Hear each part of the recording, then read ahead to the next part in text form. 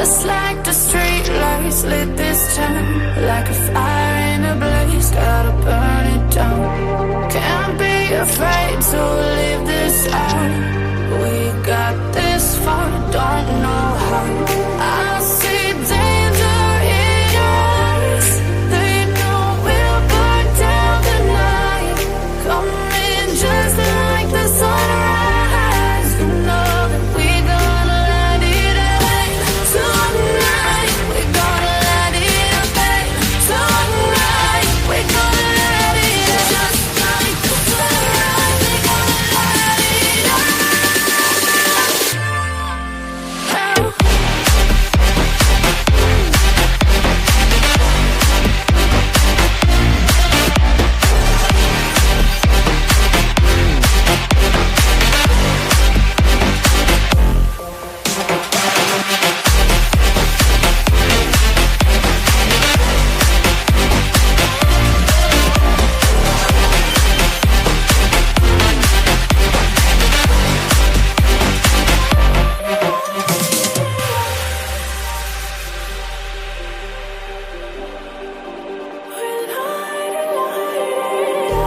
Just like a spark that's breaking out.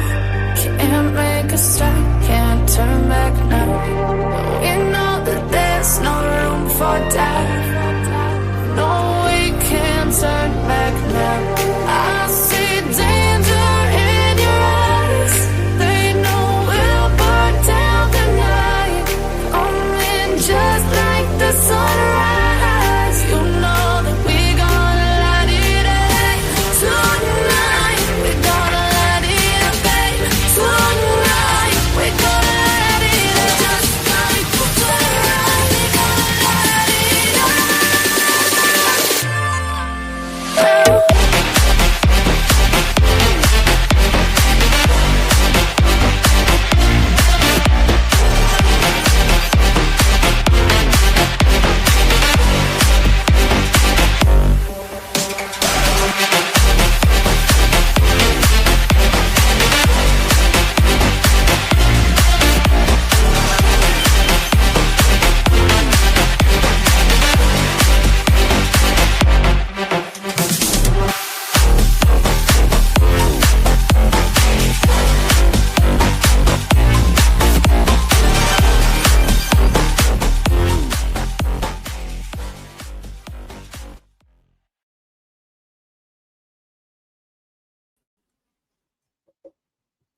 Hey guys, how we doing tonight? Welcome in. Welcome in, welcome in, welcome in. Happy Sunday to you. It is July the 6th and it's 9:20 p.m. Eastern Standard Time over here on the East Coast. Hopefully you guys are having an okay day. Hopefully you're having a great day. If you're in Texas, I hope that you're safe, and I hope that all of your families are safe. It's horrific what's been going on down there. Been watching it all day today, so it's really sad.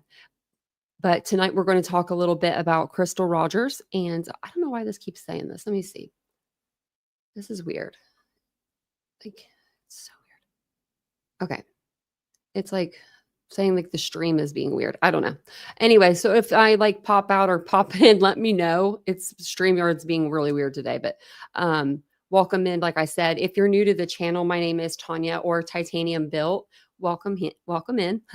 I'm going to say hi to some friends that are in the chat, and then we'll get started. If you didn't do the poll, do the poll if you'd like. This is a case that we've covered on this channel before, but it's been a little while, so we're going to kind of go to the beginning and go through everything again, kind of. So hopefully we'll see Ashley in here, because I know that she's been covering, she's been watching this case, like really watching it. So, hey, Cyber Warrior, welcome in. Hey, Ladybug. Hey, Dawn. Hopefully you guys are having a great day. Hey, Just Breathe. Hey, Maga Mama. I got it right. Oh, and she says she'll be back. Hopefully she'll hear it. It's her picture. Oh, that's cute. That's a good picture. I don't know who it is, but it's a good picture. Those are some handsome kids. Hey, Mary Beth. Oh, it's good to see you. It's good to see you, Mary Beth. Hey, Willows. Hey, Kathy. We miss you in here. Not the same. Oh, okay, Willows. I'll check it. I've actually been checking my email because I'm waiting on Debbie to write me for the contest winner. And I don't know if I missed anybody, but I don't think I did. I'm not all the way at the bottom though. So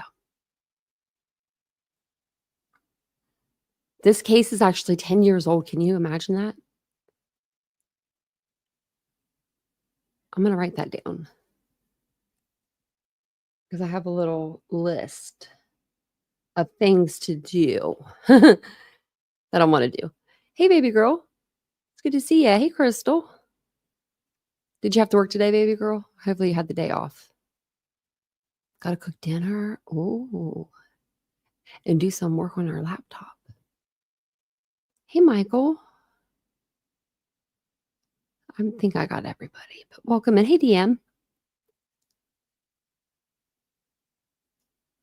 Oh, thank you. I appreciate that. Always. Hey, Avery, how are you?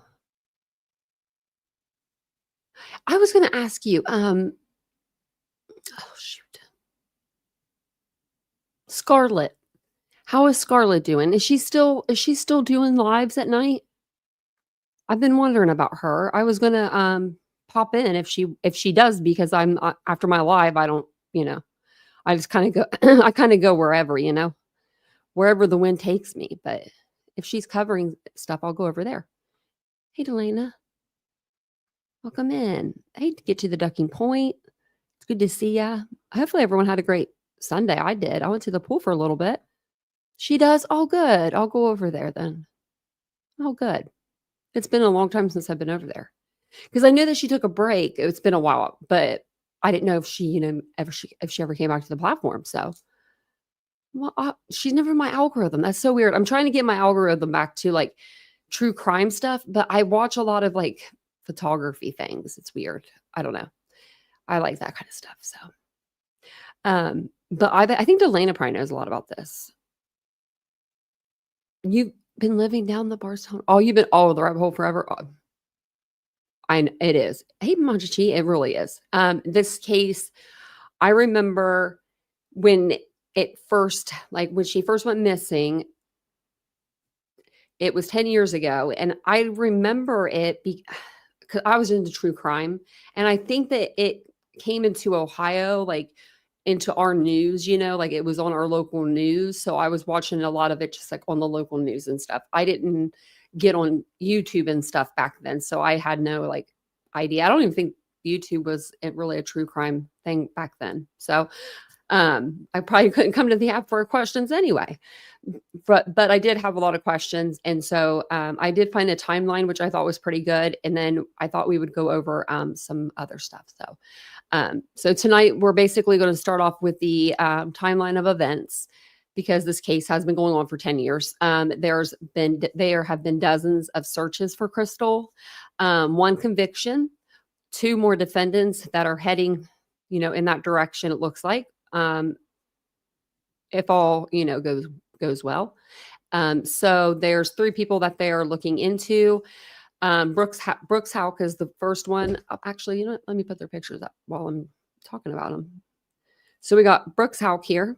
Let me actually, is it up? Nope. I was sending out just to the stage. I just had it at the bottom. This is her boyfriend at the time, fiance, I believe. He is suspect number 1. He is actually charged with murder and tampering with physical evidence.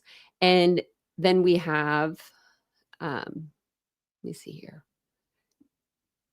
Steve Lawson. I got to make sure I get their names right because he has a son. And he was convicted of conspiracy to commit murder and tampering with physical evidence. So he's already been convicted. He's the only one that's been convicted. But Brooks is on trial right now, and they're doing closing arguments. I believe they're going to start them tomorrow. So it's going to go into the jury's hands very, very soon. And then we have his son. This guy's scary looking. This guy scares me. Like when I look at him, I'm like, this guy's scary, right? Actually, before we get started, I forgot to ask you guys this. If you guys could hit the like button, subscribe to the channel if you haven't already. And if you want to become a member, I have it pinned at the top. We'd love to have you become a member of the channel. So gotta do my spiel. Oh, dogs are back, so I might have to let them in. They took a walk. So we have Joseph Lawson, and he's on trial right now. He's a trip. He is charged with conspiracy to commit murder and tampering with physical evidence. So we're going to get to know all these people very well. And then this is a picture of all three of them. I don't know why he's in a wheelchair. Does anyone know? Yeah, Willow's. She's from Bardstown. Isn't he creepy? Ladybug, he creeps me out. Hey, Jenna. Oh, is his sentencing August 11th? Oh, ooh. Yeah, like, why is he in a wheelchair, I wonder? I've been wondering that. I didn't know if, I don't know the answer to that. Car accident? Oh, shit.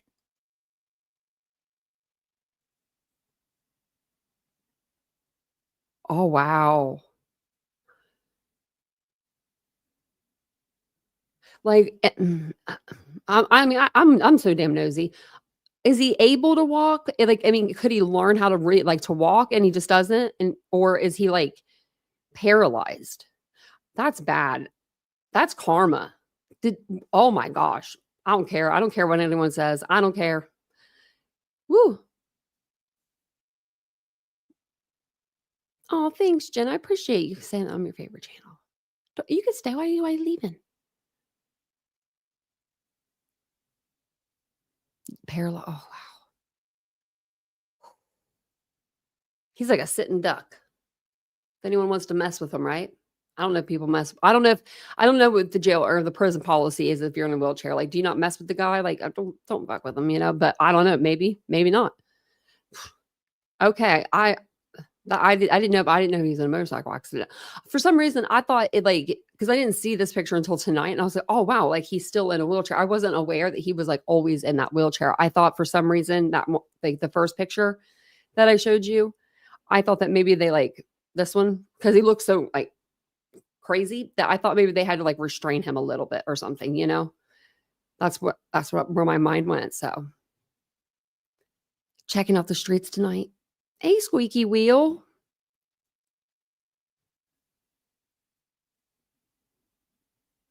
Yes, squeaky. They've been talking about, I heard the word, what is that damn thing? The tiller thing. It's not a tiller, but, the the something steer. Oh, what's it called? The thing that they dug up the ground with.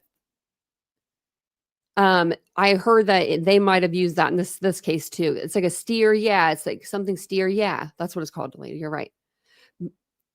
Oh, and actually, if that case with actually, you know what? Give me 1 second. Hold, please. Give me 1 second. I just need a second.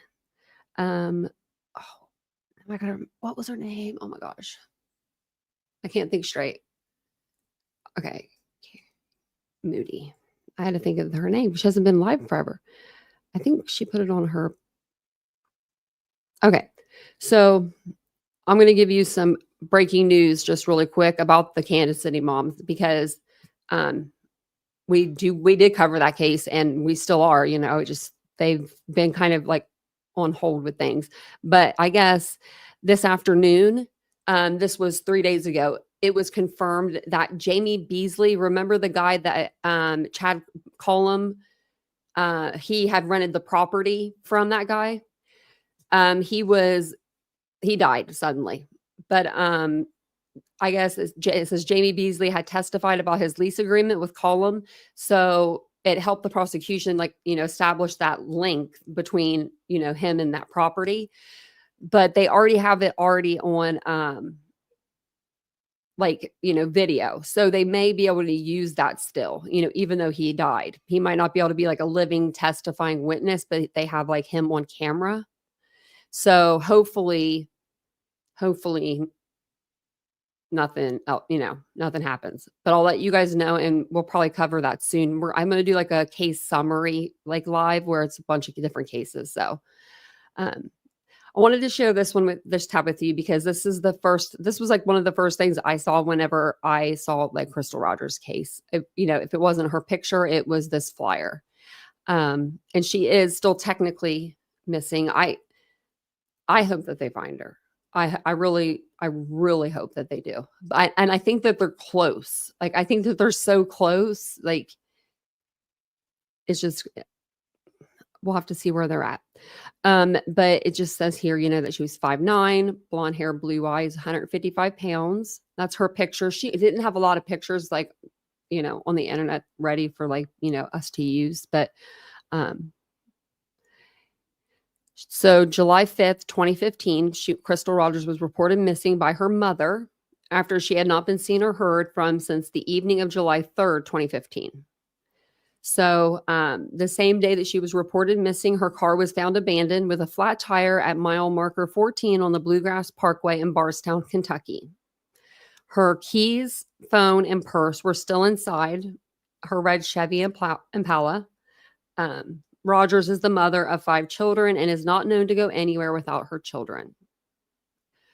People that have 5 children don't just leave usually, especially, they've always been there. They don't just usually leave. So on November 19th, 2016, so this was July 5th, 2015. So November 19th, 2016, Rogers' father, Tommy Ballard, was shot and killed on family property near Bluegrass Parkway.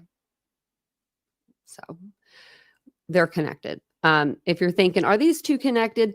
They are. We're going to say, yeah, we're pretty positive. We're like, I'm 99.999%, like positive that these two cases, they are connected.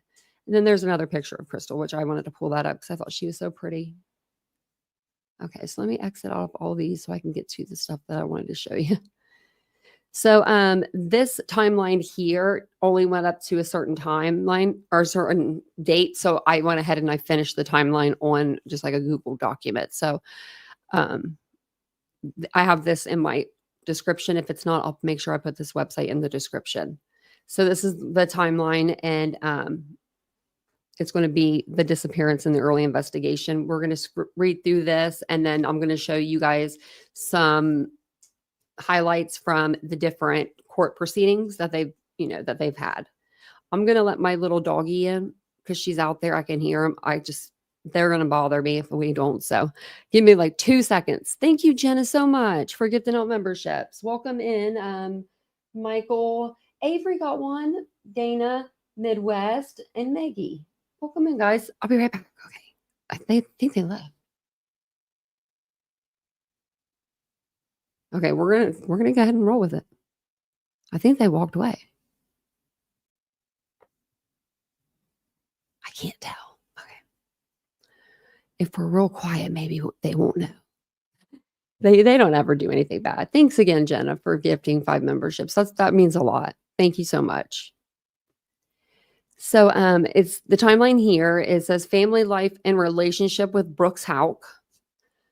Crystal Rogers was a 35-year-old mother of 5 from Bardstown, Kentucky. With her tall 5'9" frame, long blonde hair, and vibrant personality, she was a well-known and easily recognizable figure in her small town community. Friends and family described her as devoted, compassionate, and fiercely committed to her children's well-being. In 2015, Crystal was living with her longtime boyfriend, Brooks Houck, on a rural property in Bardstown. The couple shared a 2-year-old son named Eli, and Crystal's 4 other children from previous relationships also lived with them. According to her mother, Sherry Ballard, Crystal was determined to keep her family together and was committed to working through challenges in the relationship for the sake of the children. Despite this resolve, friends and family noticed underlying tension in the home. Crystal occasionally voiced concerns and frustrations about Brooks, though she remained focused on creating a stable, loving environment for her kids. The disappearance, according to Brooks Houck, the last time he saw Crystal was shortly after midnight on July 3rd, 2015. He claimed she stayed up playing games on her phone while he went to bed. When he woke up the next morning, She and her car were gone. So, she's playing Bubble Breaker on her phone, and all of a sudden she's like, I'm just going to go and leave. No, I'm just going to leave all my kids here. So, 2 days later, so July 5th, 2 days after, Brooks had seen her, Crystal's mother reported her missing after multiple unanswered calls and messages. She knew something was up. The same afternoon, a family member found Crystal's red Chevrolet Impala abandoned along the Bluegrass Parkway. Her car, the car had a flat tire, and inside it were Crystal's purse, cell phone, and keys, items she was known to never leave behind. So, and this happened 10 years ago. We're going on 10 years. Like, that's insanity. Oh, you're green now. I love that. Yeah, welcome in, everybody. I love that. See, we always have we always have people that in the chat get the memberships, and I love that. Because that's, you know what I mean? Like, that's really cool. So, did I write any notes? No. Oh, I was like him. So I'm like, what's he doing? Okay. Let me go down to this part. So we're going to go over the timeline. You guys hear that? That's fireworks. They're still going. I don't know who has all the fireworks, but man, they've been doing it for like a week now, y'all. They really, really have. So 2015, sorry. Disappearance and early investigation. So July 3rd, 2015, Crystal Rogers, 35, was last seen at the family farm of her then boyfriend, Brooks Houck, in Bardstown, Kentucky. He later told investigators she went to bed playing on her phone. Oh, and he talked to Nancy Grace. And she didn't mess around. Actually, her video was supposed to be put into evidence by the prosecution. We're going to watch that clip tonight. We watched it before, like the full interview. But I'm just going to play the clip tonight that she was questioning him. So July 5th, 2015, Crystal's red 2007, sorry. His Chevy Impala was discovered at mile marker 14 on the Bluegrass Parkway with a flat tire. Like we said before, the keys, phone, and purse were left inside the same day her mother reported her missing. And Brooks at this time, like he went to a July, 4th, I think it was on the 5th, party. Like he was just out living his life. Like just per usual, you know what I mean? Just living it. Now, I wonder, like when he was going to all these places, was he taking her children with him, or was he just kind of like leaving them at home? I know that he was taking Eli because he was small. He was a couple years old or something. But I mean, her other children were young too. We've never really heard that, about them, like what happened. So July 8th and 15th, 2015, investigators interviewed Brooks Houck during questioning his brother, Nick Houck, a Bardstown PD officer. So an officer for that town. Called him mid-interview, advising him not to cooperate. Nick failed the polygraph test shortly after, and we watched the full interview before on the channel. July 9th, 2015, Brooke Houck appears on Nancy Grace, asserting I'm 100% completely innocent. And I think that's my dang dog. So we're going to play the Nancy Grace episode. So this, I got it off of like Court TV, but they should play the full thing. Hopefully they do.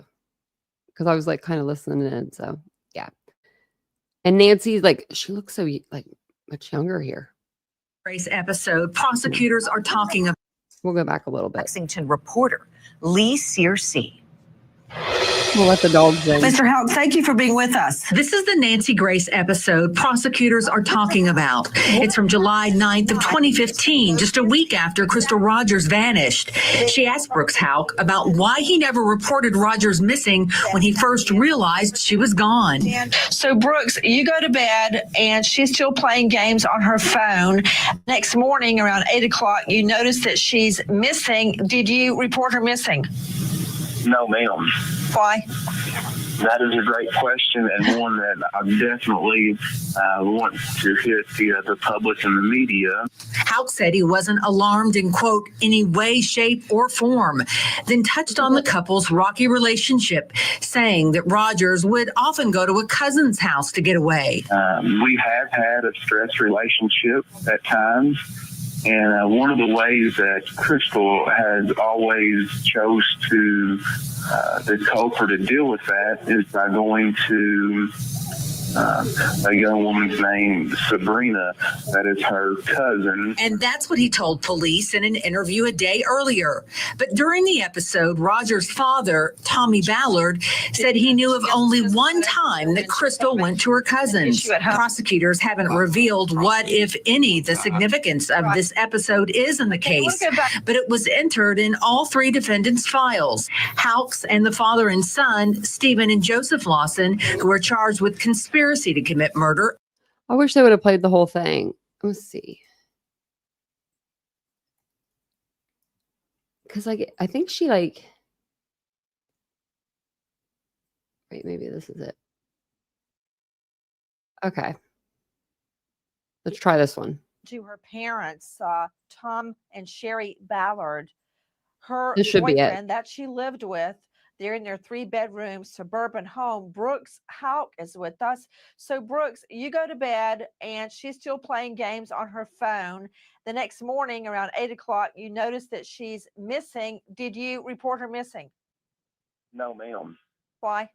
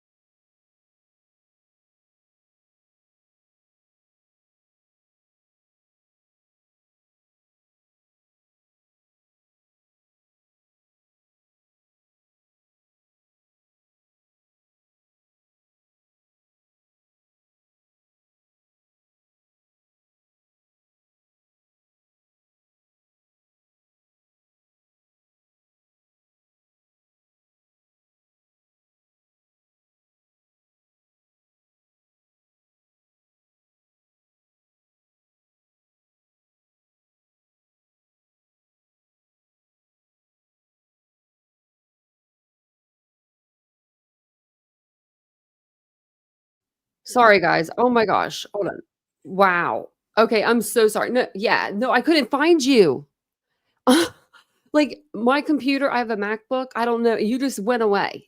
You just I'm so sorry, guys. You guys just went away. And I was like, I clicked off. I was trying to boost the sound and I couldn't boost it. And it was like the whole screen was just the sound booster. And I'm like, and then I took it away and then you guys were gone. I was like, where did you guys go? Okay, let me share this with you again. I'm so sorry. I seem like I don't know what I'm doing. I usually don't. I usually do know what I'm doing, but not tonight. Not tonight.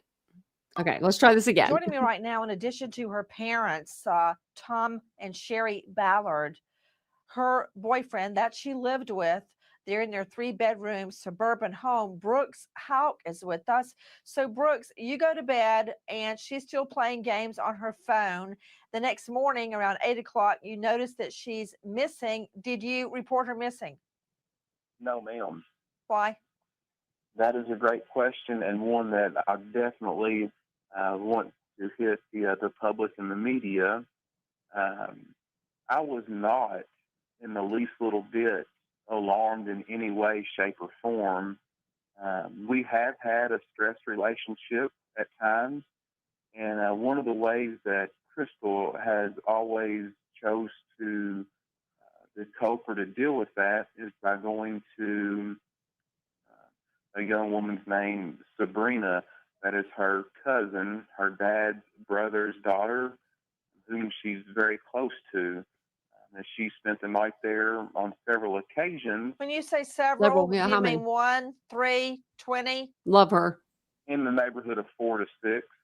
Okay, like that. To Tom and Sherry Ballard, were you aware of that? Do you know who Sabrina is? Yes, ma'am. That's my niece. Oh, look Okay. at him. Did you know that she goes and spends the night over there when she's having an issue at home? I've known probably one time. Right. One time, he said. I know of like one time. These two people on the screen, other than Nancy, the two people on the screen, best parents. I could probably I want to put them in the top 5 of like best parents that I know. When I like of cases I've covered. Literally, they were so strong. Tommy checked everywhere for his daughter. I mean, if you would want someone you would want Tommy Ballard on your freaking side. Like you would want him as your father if you went missing. He was checking everywhere. Checking manholes, checking gutters, checking just the highway. I mean, he was everywhere. And that's why he got killed. We know that. We know. I mean, everyone knows it. Everyone in Bardstown knows it. Everyone in the world knows it. That knows Crystal Rogers' case. And it's just so sad she lost to so many people. You know, Sherry, she doesn't deserve this. Okay, I want to go back to Brooks Houck, who was the last person to see her alive. Brooks, did you go on to the July the 4th get together that day? Yes, I did. Even though you didn't know where she was? Well, I was expecting, I'd putting in a phone call that morning and then around lunch. And usually the maximum period of time that she has stayed gone has only been like a day to a day and a half at the most.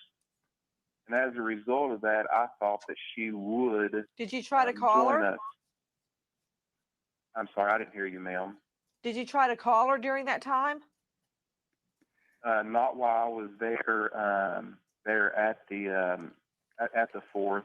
I called her prior to leaving to head in that direction. Yes, ma'am. Some people have accused you of not being involved enough in the search efforts. What's your response? That is a great question, and one that's a great question. Appreciate you asking me, and that is. Don't try to get one on Nancy. In searching for her, and do you hear how he answers? Great question. Thanks for asking. Been done behind the scenes with the Nelson County Sheriff's Office. Like what? Detective Snow, who's leading the investigation, and Jason Allison, who's a deputy there assisting him, along with the Kentucky State Police Agency, post number 12. So well, my question was what you had been doing with them, but let me ask you this. I know that you agreed to take a polygraph. Did you pass? They, because of the way that the lines or whatever were on the thing, they determined it to be what's called inconclusive. I'm not exactly sure what that means, but they did tell me it does mean that I wasn't lying or I didn't pass it or I didn't fail it. They just ruled it inconclusive, and that's exactly the way that it stands. I've been 100% completely honest with everyone. I've been 100% cooperative in everything that has been asked of me. No, you haven't. I've not asked for any kind of legal advice or assistance or an attorney of any nature.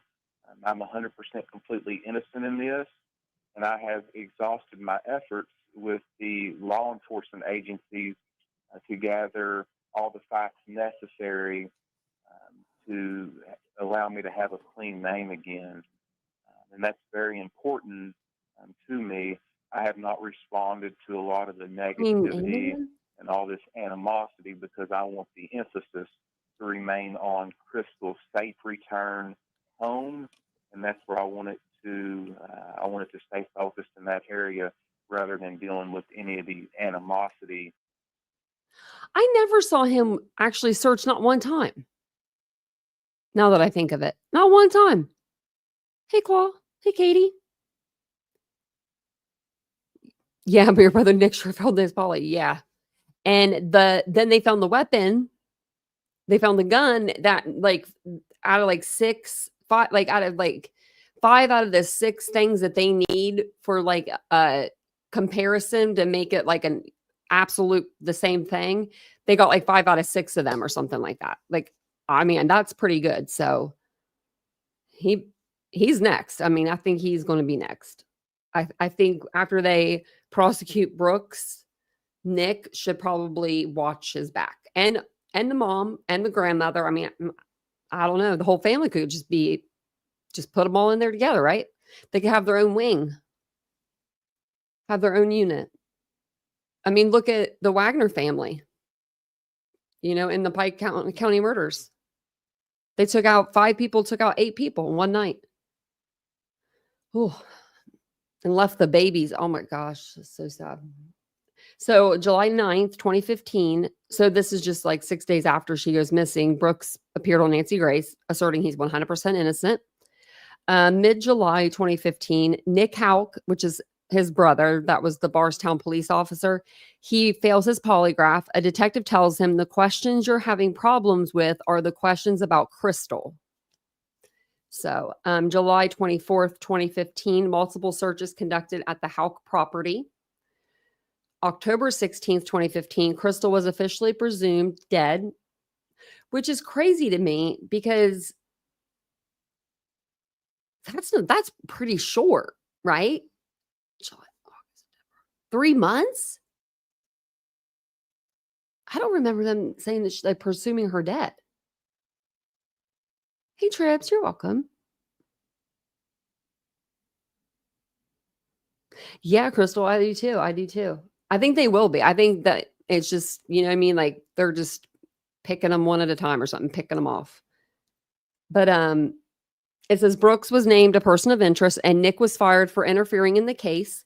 Nelson County Sheriff Ed Mattingly announced he believed Crystal Rogers was dead and publicly named Brooks Houck, her boyfriend, as the sole suspect in her disappearance. Despite numerous search warrants executed on Houck family properties, Brooks was not charged at the time. No, he was not. So 2016, it goes in 2016, November 19th, 2016, Crystal Rogers' father, Tommy Ballard, who had been actively advocating for his daughter, was shot and killed during a hunting trip on his property. He actually had Crystal's son with him at the time. His death remains unsolved. In the weeks prior, Tommy told Sherry he believed he was being followed. I think that Nick had everything to do with Tommy Ballard's murder, in my opinion. They just probably putting their ducks in a row. But it says Tommy told Sherry he believed he was being followed. The FBI has since ruled his death a homicide, although Kentucky State Police have not formally classified it as such. Well, they need to because that's what it is. So then they talk about Sherry Ballard, which is her mother. Sherry believes Tommy's death is connected to Crystal's disappearance. When that happened to my husband, I knew it was no accident. She has publicly speculated Crystal may have overheard information tied to the unsolved 2013 murder of Bardstown police officer Jason Ellis. I also could see that. She also connects Crystal's case to another unsolved Bardstown murder, including April 2014 murder of Kathy Netherland, 48, and her daughter Samantha, 16. Now, I don't know if they could prove those two, but she thinks that they're connected. Sherry has called on Kentucky legislators to pressure law enforcement to solve these cases. They need to be solved. I mean, like in one town, you've got like 5 or 6 cases. That's a lot. And what if it was the same, the same people? Like, what if all of those were this family?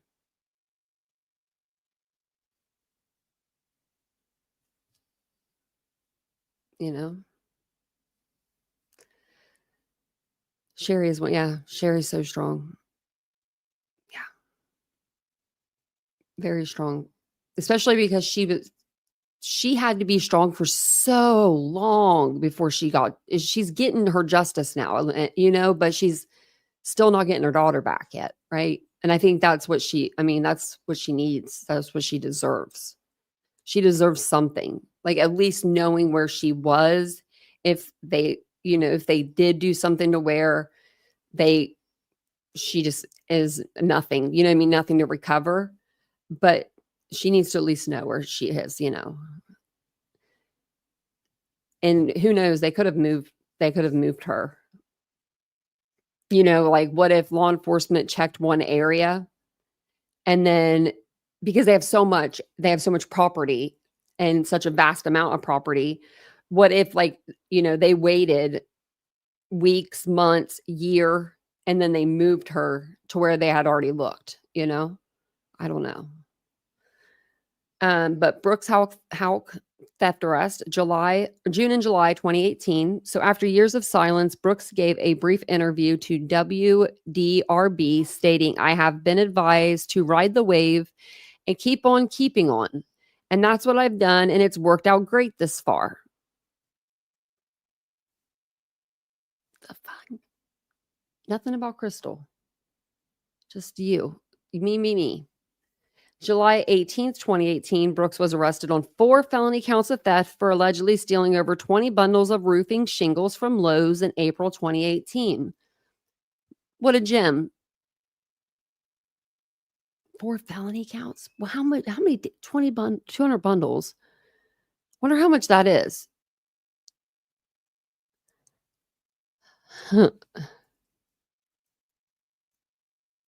Because like felony.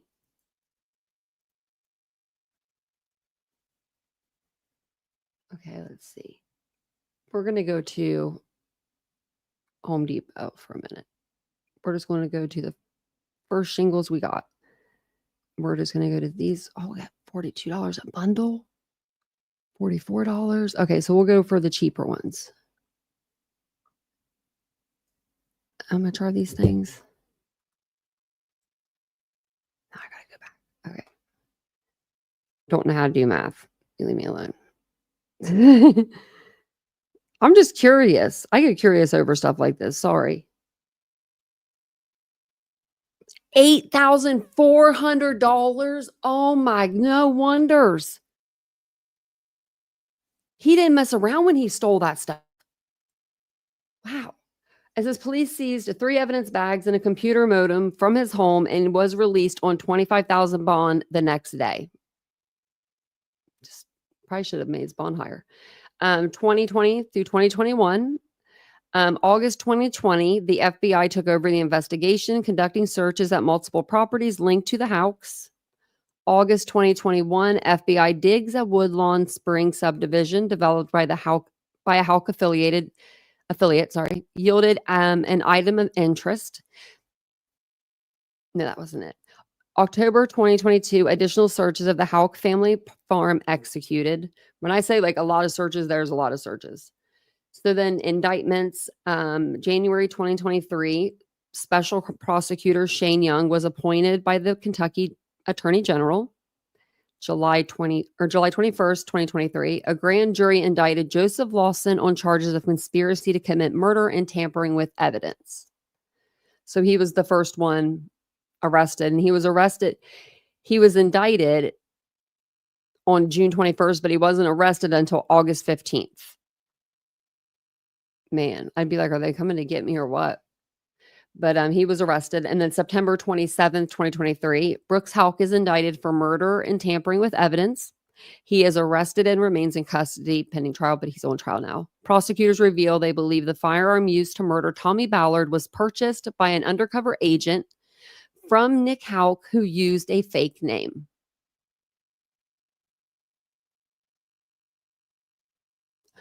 Why are cops and then criminal students like, I mean, I took not other than me, because I graduated with criminal justice, but like when they commit a crime, why are they so dumb? Like, why wouldn't you dismantle that gun, like take it apart and bury it in different spots on your properties, like, or just get rid of it in trash cans or something? I don't know. Why would you sell it? Like, that's greedy. That's greed. That's greed. That's going to get them, So then we have December 6th through the 8th, 2023. Stephen Lawson, Joseph's father, was arrested on similar charges, the same charges. December 18th, 2023, Crystal's family filed a wrongful death lawsuit against Brooks Houck. Take him for everything he has. I hope they get him for everything. He won't need it in prison anyway. Can you imagine if she got like all of his properties and stuff? Sherry would be out there with Bacco herself, tearing it all up. So then trial preparations, February 12th, 2024. Joseph Lawson's bond was reduced from $500,000 to $250,000. They knew he wasn't going to be able to get out. March 7th, 2024, Brooks Houck requested to have his and Joseph Lawson's trials moved from Nelson County because they're putting their trials together, but for some reason, Joseph's wasn't. Or no, is it? No, I got to go up. Joseph and Brooks, I'm sorry, are together. And then Stephen Lawson's was separate. Sorry about that. So then September 4th, 2024, the FBI conducted another search at a Bardstown home tied to Nick Houck. October 7th, 2024, a judge granted venue change to Warren County, which is Bowling Green. I used to go through Bowling Green, I think, to get to Moorhead University. It's a university. So November 5th, 2024, court determined separate trials, Stephen Lawson solo, while Brooks and Joseph would go to trial jointly. 2025, the trials are underway. Remains Crystal's body has never been found. Her family continues to campaign for closure and justice. Convictions, Stephen Lawson is already convicted and serving a 17-year term. January 9th, we're almost done. January 9th, 2025, Stephen Lawson's trial was delayed to May to allow time for evidence review. What is up with defense attorneys or whatever and not having their evidence ready for trial? I would be so ready before. I'm a procrastinator. Like I am. I will jam it all in like 1 hour, but I'll have it done. I'm the person. Sign me up. I will look at all the evidence and tell you what it says. I really will. A judge allowed so on March 26th. So a judge allowed hair testing from items found nearly a decade ago for Brooks Houck's case. Well, sometimes you have that hair for a long time. Good thing they keep it. May 27th, 2025, Stephen Lawson's trial began in Bowling Green. May 30th, 2025, he was convicted on both counts, conspiracy to commit murder and tampering with evidence, and sentenced to 17 years. It just doesn't seem like that long. But you can get out in half that. I wonder if that's 17 years flat. So June 24th, 2025, jury selection commenced for Brooks Houck and Joseph Lawson's joint trial. And then June 25th, 2025, opening statements delivered. First witness testified, including Detective John Snow, who detailed early investigative steps and timeline of Brooks Houck's activities the night of July 3rd. And we're going to go through that whenever we go through the videos. There was a local station there that we're going to go through and look at their videos. So. And thank you guys all for being here. If you guys don't mind, take a second, hit the like button if you guys appreciate the content. I appreciate you guys being here. If you would like to become a member of our channel, we would love to have you. I have the membership link posted at the top of the page. And I'm going to check the poll really quick, actually, because I forgot to check that. I wanted to see in the beginning, but so, okay, 53% of you guys know about it. And then 35% said no, and then 12% said a little. So I'm going to end the poll. And then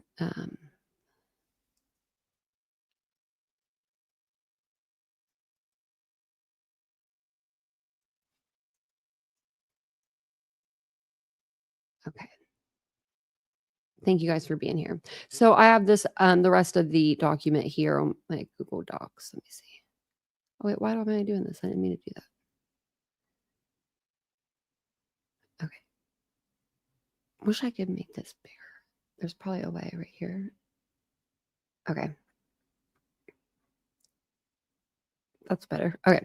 So on June 25th, we just kind of went over this, but opening statements were delivered. Detective John Snow testified about early investigative steps and Houck's activities on July 3rd, 2015. A detective also testified that a hair found in Anna Whiteside's white Buick, which is his grandmother, matched Rogers' profile, a significant development. So I was listening to this about the hair. I guess they they didn't have some like a certain part of the hair. Maybe it was like the shaft part, for testing, but they could do a visual test, right? Like, so they had hair, a piece of hair from her and they had a piece of hair from, Miss Whiteside, and they kind of looked at both of them, and the hair was, almost identical to Crystal's hair. So, that was pretty big. Like, it was in the trunk of the car. I don't know. So June 30th, 2025, an expert presented call logs from the night of Roger's disappearance, detailing communications between suspects. Charlie Girdley, a former Houck employee, testified that Stephen Lawson approached him about Houck wanting to get rid of Rogers. And Joseph Lawson made a statement about pulling out her teeth and letting hogs do the rest.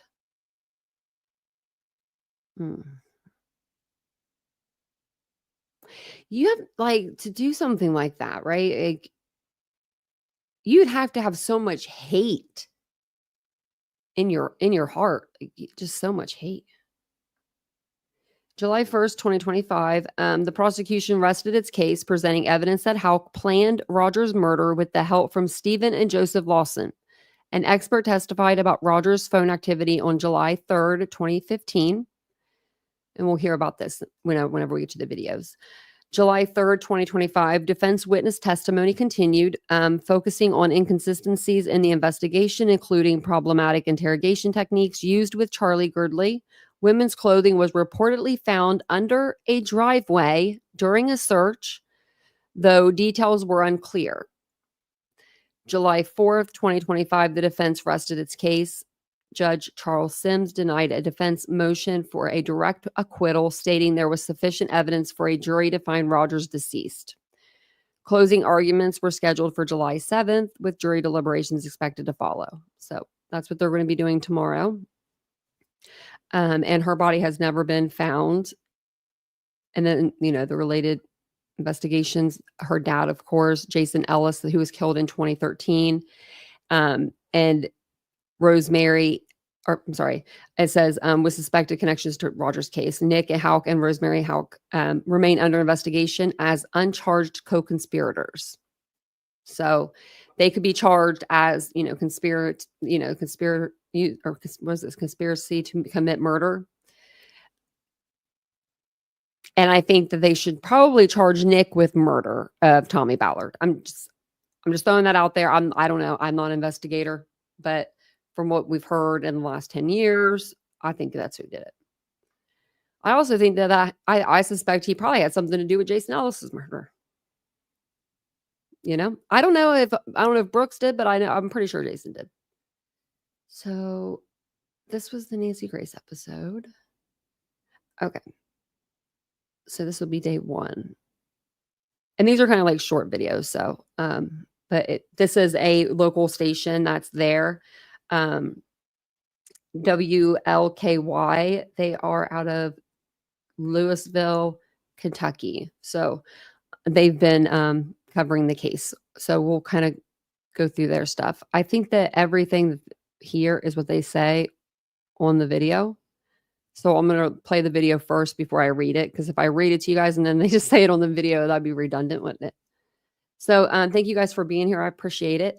We are talking about the case of Crystal Rogers. If you're just now coming in, she was a mother of 5 that went missing 2015 on July 3rd. So just actually a few days ago, it was 10 years. Wow.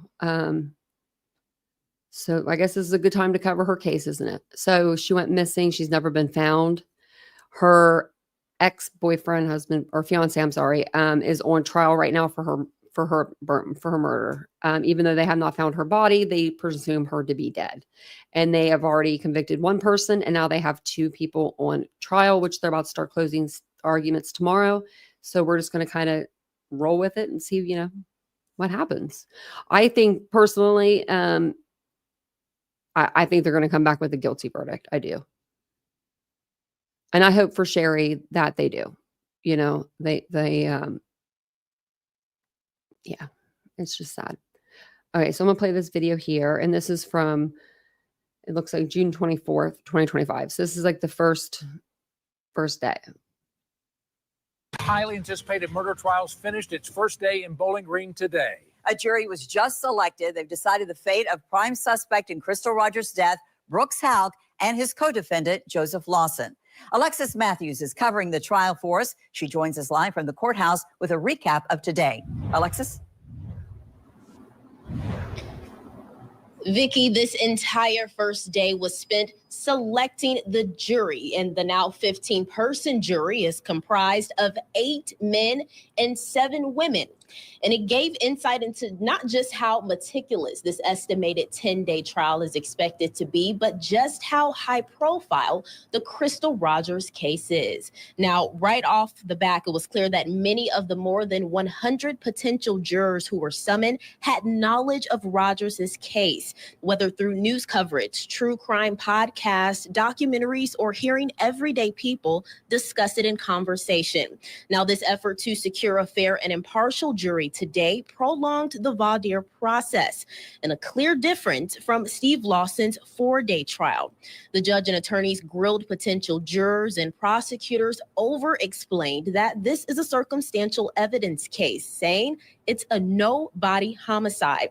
Now, Rogers' 2015 disappearance still has more questions than answers, even with one conspiracy conviction so far.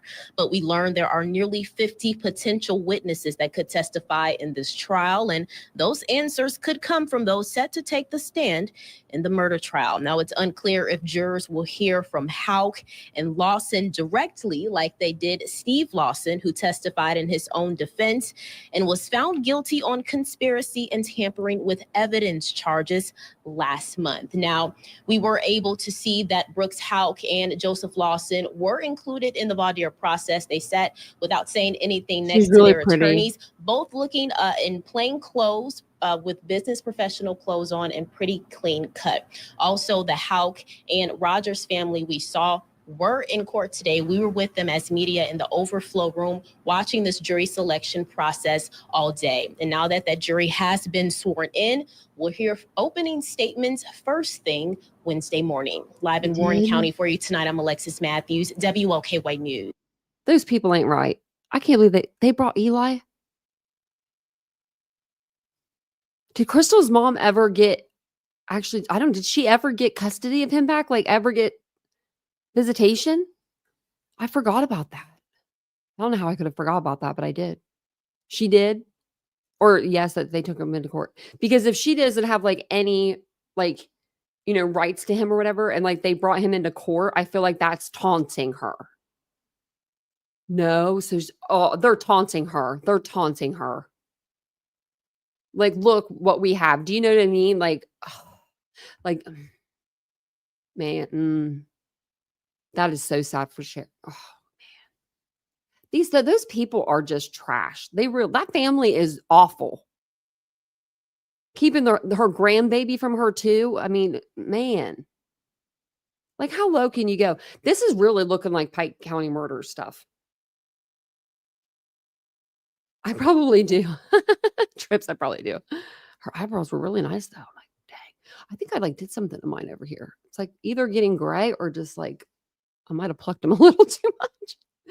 Okay, so this is going to be opening statements. They're just going to kind of cover what happened in the courtroom because, like I said, there's no cameras inside, but we do have people that are in there taking notes. Rogers' daughter took the stand today in an emotional first day of testimony. Brooks Houck and Joseph Lawson are on trial in connection to the murder of Rogers, and today both prosecution and defense laid out their cases. Can I say Brooks looks like crap? He just looks like crap. He really does. He looks like he's been keeping a secret for a long time. WLKY's Alexis Matthews has been following this case closely. She joins us live now from Bowling Green. Alexis?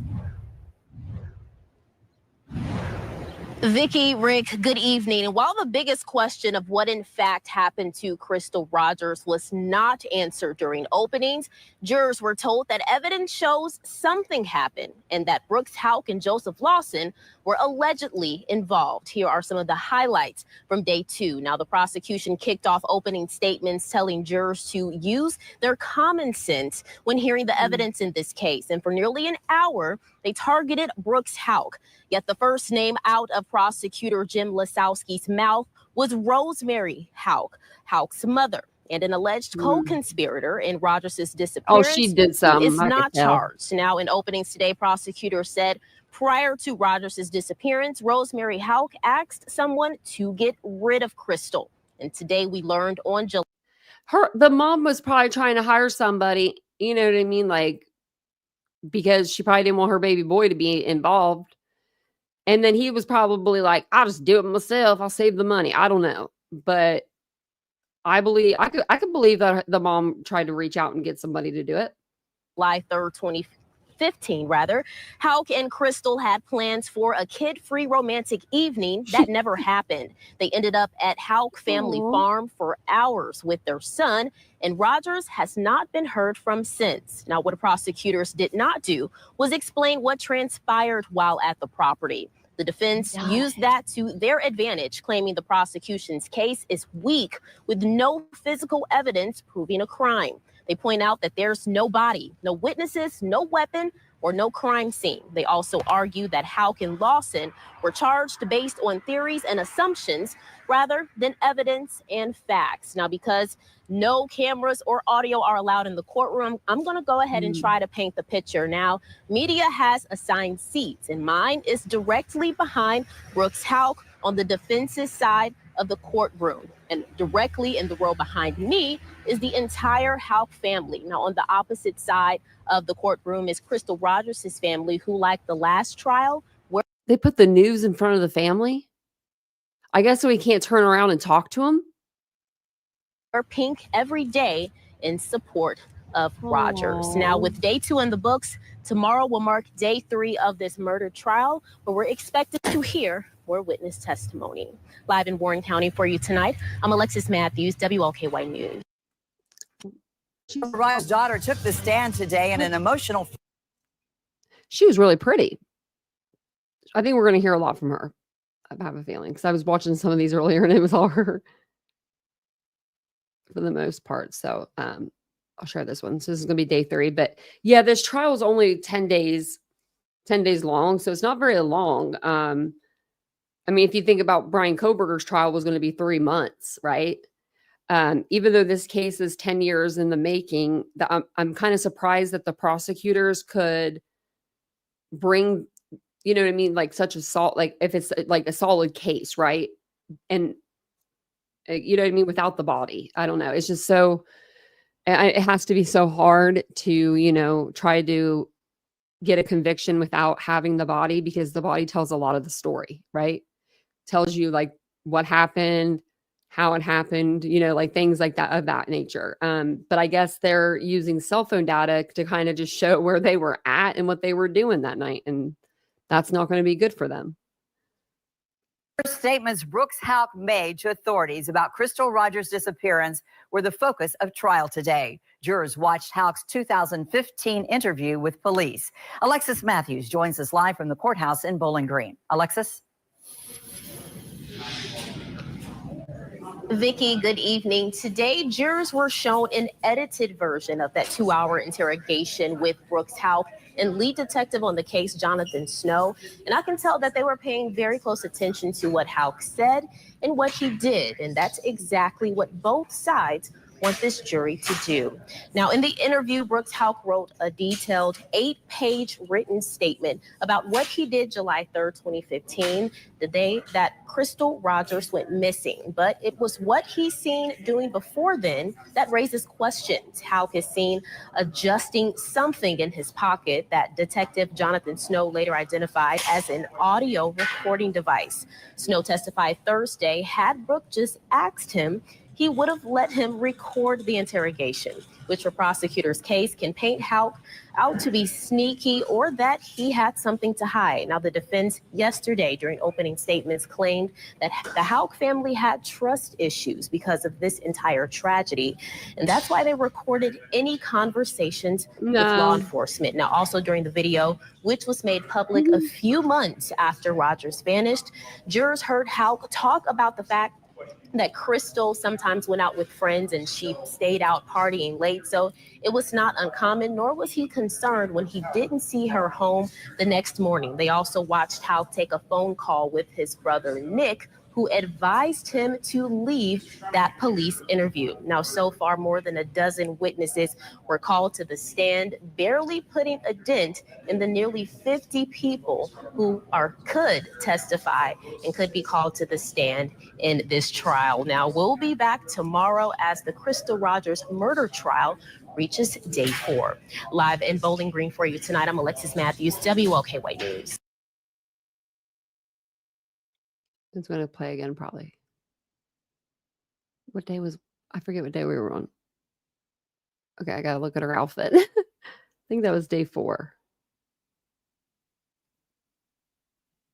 Okay, that was, okay. This was the next one.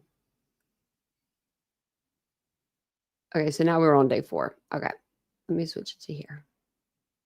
Testified today that she heard Steve and Joseph Lawson talking about their involvement in Crystal Rogers' disappearance. Brooks Houck and Joseph Lawson are on trial. All right, go back. Who said that? Woman testified today that she heard Steve and Joseph Lawson talking about their involvement in Crystal Rogers' disappearance. Brooks Houck and Joseph Lawson are on trial. Steve Lawson was already convicted in the case. WOKY's Alexis Matthews is live at the courthouse in Bowling Green with the shocking new developments. Alexis?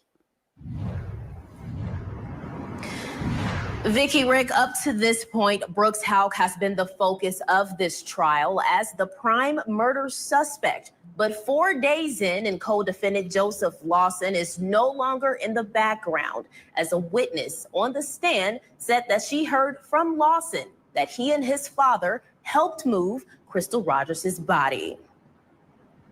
The 18th witness called to the stand on Friday brought the most shocking revelation to the Crystal Rogers murder trial yet.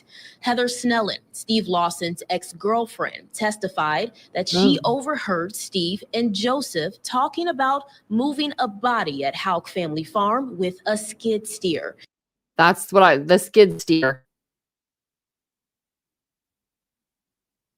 What's up with people in skid steers? I mean, if you think about it, like Squeaky said earlier, the Oklahoma moms or Kansas City moms or Kansas moms, Whitney and Jillian, just think they were 8 feet down in a cooler and they were buried with a skid steer. I think it took them like a day because they did it the day before, so they had the whole ready, because they wanted everything to be ready. I don't even know how far ground penetrating radar goes. Do you know what I mean? I don't know if it goes like 8 feet. Maybe it only goes like 6 feet. That's crazy. It's a lot. I wonder what it would take for them to tell Sherry where her daughter is. I just don't think they would ever do it. I don't think Brooks will ever do it. Large piece of construction equipment used to dig. The claim, which brought the Rogers family to tears inside the courtroom, was allegedly made in 2017, 2 years after the mom of 5 vanished. Snellen, emotional on the stand, says she didn't reveal the information to police until 6 years later, not wanting to associate herself with this high-profile tragedy. Her interview with state police was played for jurors, where she also said the Lawson men killed Rogers. The defense pushed back, arguing Snellen was pressured by detectives on the case as part of their bullying tactic to get information out of people. Thursday's testimony also revealed an in-depth timeline of Houck and Steve Lawson's whereabouts on July 3rd and 4th based on cell towers. A digital forensics expert said he found Lawson's phone showed him traveling in and out of Bardstown, notably on the Bluegrass Parkway, where Rogers' car was found, and near Cox's Creek, an area searched by police. Houck's phone showed activity at the family farm for hours from morning until the afternoon. There was a stop at he and Crystal's home before the three and their son went back to the farm that evening until around midnight. The expert said Houck's phone then pings from a tower near a campground. What's at the campground? What can we do? I mean, did they go look at the campground? Oh, sorry. Now, Nick Houck, who is Brooks's brother, also named as an alleged co-conspirator, but was not charged in this. His cell phone data was also analyzed, but the expert said that his phone was off from July 2nd into the 4th, so there were no findings. Now, Now that is, you meant to do it. Nobody turns their phone off for 2 days. He was an officer at the time. He wouldn't have been able to do that unless he had a work phone. And, you know what I mean? He left his work phone on, but I mean, being an officer, wouldn't they be like calling you like, why's your phone off, dude? Like, what if they needed him? That's crazy to me. 2 days? Can you imagine just turning your phone off for 2 days? The only way I'm going to turn my phone off for 2 days is if I'm committing a crime. Like, you know what I mean? Like, really? Like, if I'm doing something I shouldn't be doing, and I don't want anyone to know about it. The first trial week closing out with jurors hearing from more than 20 witnesses. Did he maybe go get the whole prepared on July the 2nd for July the 3rd, to happen? And that's why his phone was off? I'm just asking for a friend, asking for myself. Next week will mark the second week and day 5 as this trial resumes on Monday. Have a great weekend that weekend. These are old.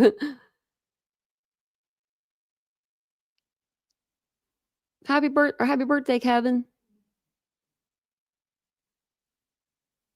Right, baby girl? I don't either. Well, my phone, my regular phone is my business phone. I hate that. Whose birthday is it? Nancy's? Happy birthday, Nancy. Nearly 48 hours. That's crazy to me, Michael. Like, whose birthday is it? I don't even know. Oh, it's Nancy's. Oh, tomorrow. Happy birthday, Nancy. I hope you have a great birthday. What is tomorrow? July. Are you a Cancer? July the 7th. My mom's July the 19th and she was a Cancer. Yeah. Thanks, Pet Mom of 2. Yeah, that's what they said. I couldn't believe that. Yeah, something's fishy. I smell something fishy. But that was day 4, I believe. Yeah, it was. Okay. So these are going to be call log reveals Houck tried to contact Crystal Rogers after she vanished. Okay, yeah. Why did he do that? For an alibi. I mean, like, really, if like, that's your lady, you're always with her. If she's missing, you want to make sure like you have some calls, right? Calling her. That's what I would think anyway. I should be a detective. Testimony is done for the day in the murder trial for Bardstown mother Crystal Rogers. Today, we learned the prime suspect, Brooks Houck, tried to contact Rogers around the time she disappeared. WLKY's Alexis Matthews joins us live from the courthouse in Bowling Green with today's testimony. Alexis? Rick, day 5 of this murder trial brought some shocking moments here and there, as well as some tears, and jurors learning that Brooks Houck, according to call logs, expressed concern about Crystal Rogers' disappearance. Now, a digital forensics expert took to the stand, testifying that while Houck ignored several of Rogers' family members' phone calls and text messages asking about Crystal, he did try to contact the Bardstown mom on July 5th. 2 days after she disappeared.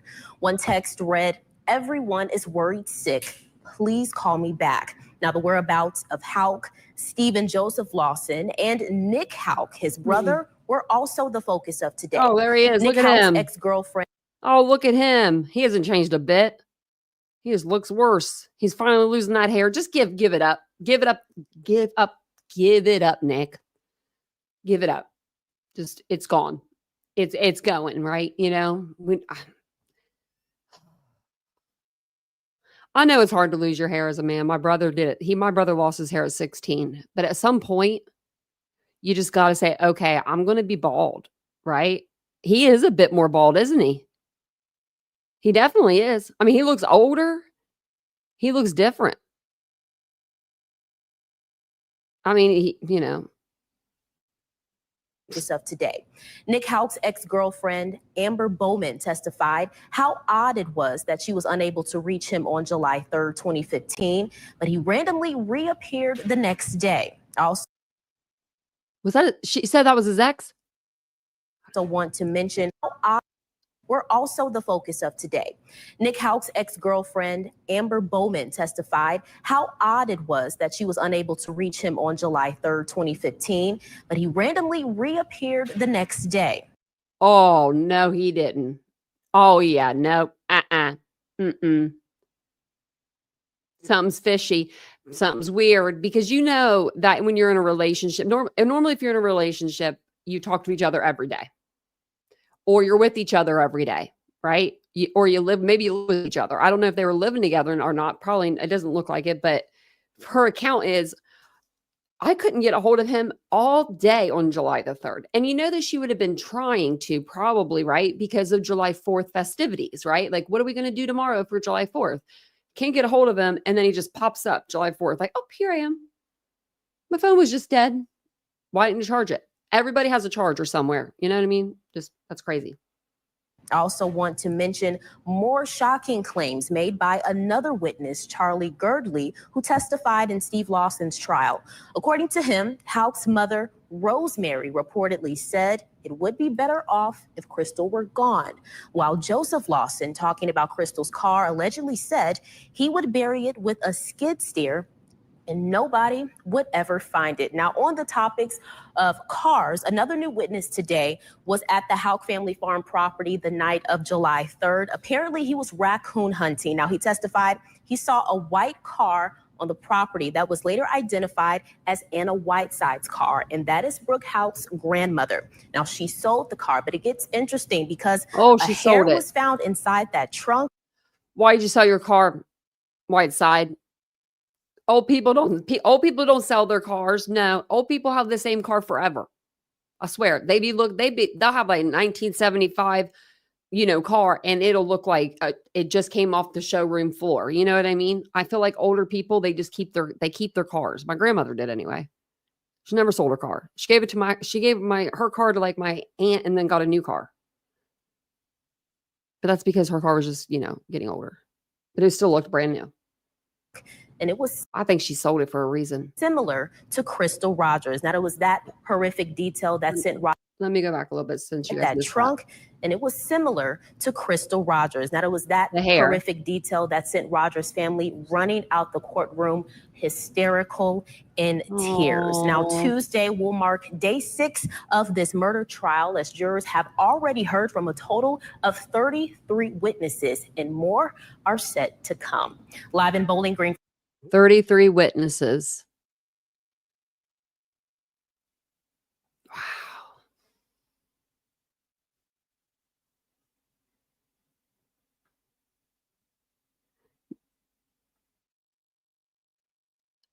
I'm just looking at the chat, sorry. I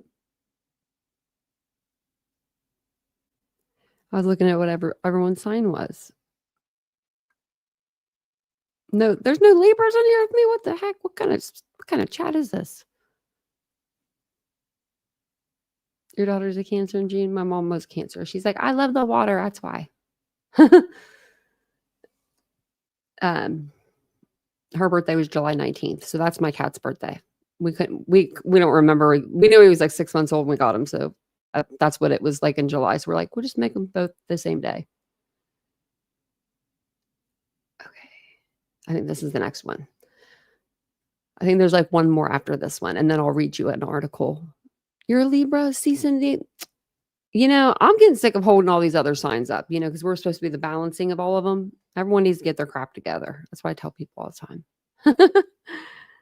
prosecution has rested its case 6 days into the Crystal Rogers murder trial. It came after a day of explosive testimony as prosecutors worked to link co-defendants Brooks Houck and Joseph Lawson to the murder of the Bardstown mom. WLKY's Alexis Matthews joins us live from the Warren County Courthouse with the details. Alexis?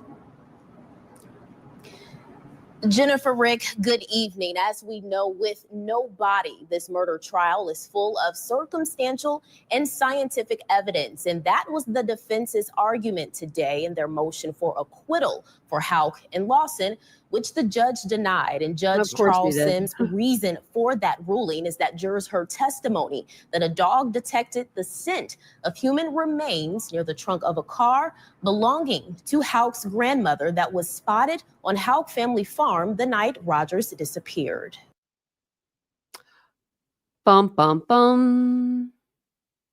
So was her body in the trunk? Oh, gosh. I mean, because that would be why her hair would be in there, right? I mean, someone was saying on I was listening to another news thing, and they said, well, maybe she like leaned in to put something into the trunk, and like her hair, fell into the trunk. I could totally see that happening. But if they're now saying that they detected human, like a cadaver, like it was a cadaver dog, and he could detect that it was human remains in that car, not a live body. So he smelled dead body, like, you know what I mean, like the biologicals and stuff. That's what they smell. Oh my goodness! They put her in the freaking grandmother's car.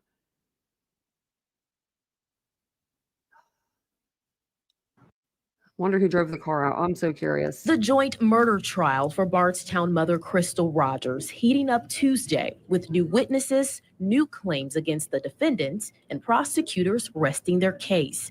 For a second day in a row, the white Buick belonging to Anna Whiteside. Look how small she is. I have never seen her before.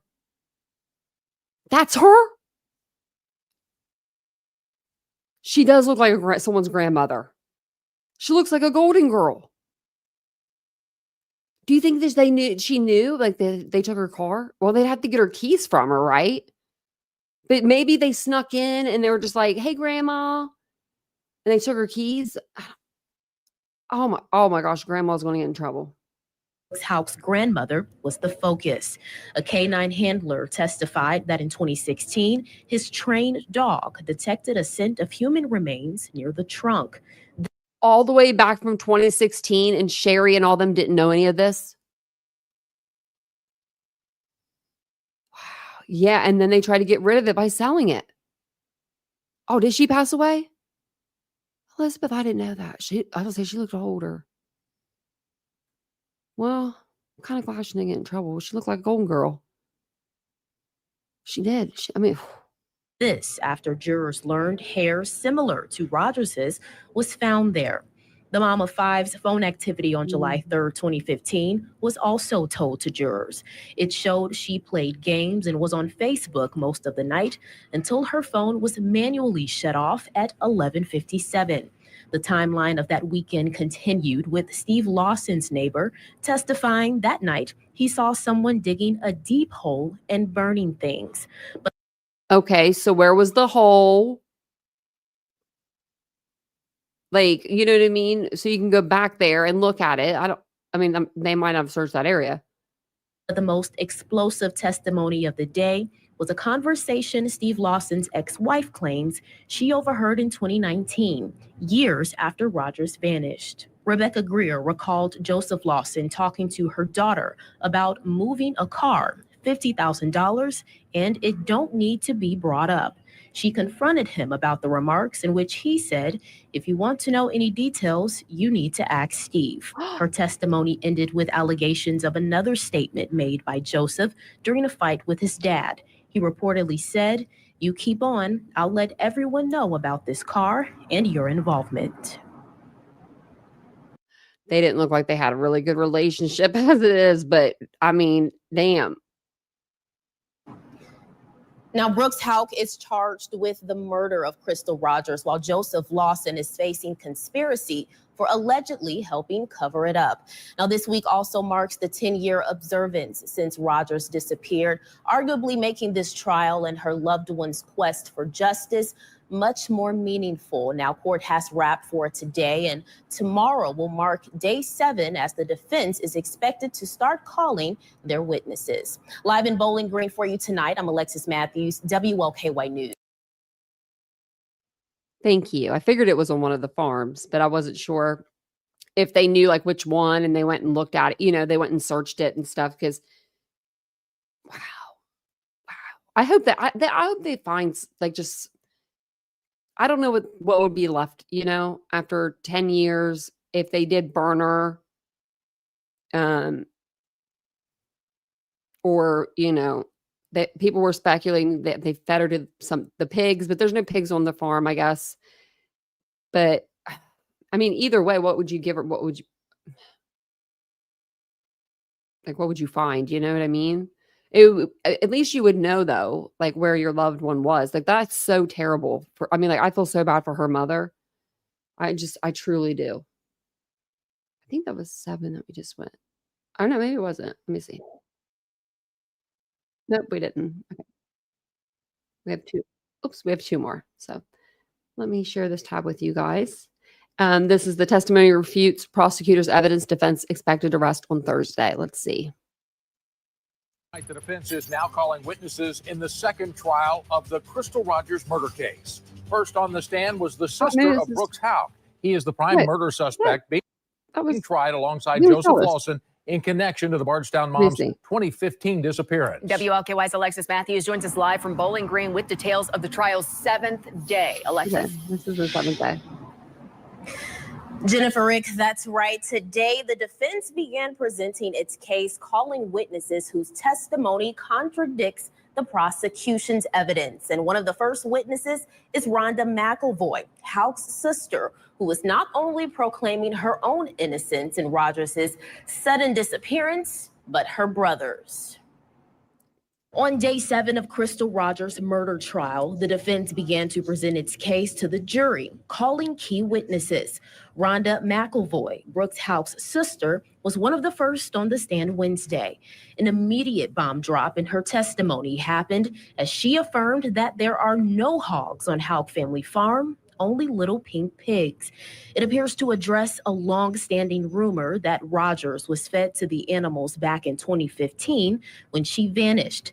McElvoy, who said the threats against her family caused her to move out of Kentucky in 2017, also explained several other situations related to this tragic case. She was honest that her mother, Rosemary, and Rogers were not close, but she never witnessed a huge argument. And when prosecutors brought up the secret recordings of grand jury proceedings she and other Houck family members were caught doing, she claims it was because of paranoia and wanting proof of her statement. Okay, we did hear this one. Okay. I was like, did we hear this? I wasn't sure, but it said day 7. We're going to hear it again, I guess. And when asked about her whereabouts on July 3rd, she provided photos showing she was with her husband and kids in Louisville. A juror asked what time they came back to Bardstown. She did not say exactly, only that they headed back to their car parked downtown around 7 that night. And when asked bluntly by the defense if she or Brooks Houck were involved in any conspiracy to murder Crystal, McElvoy said no.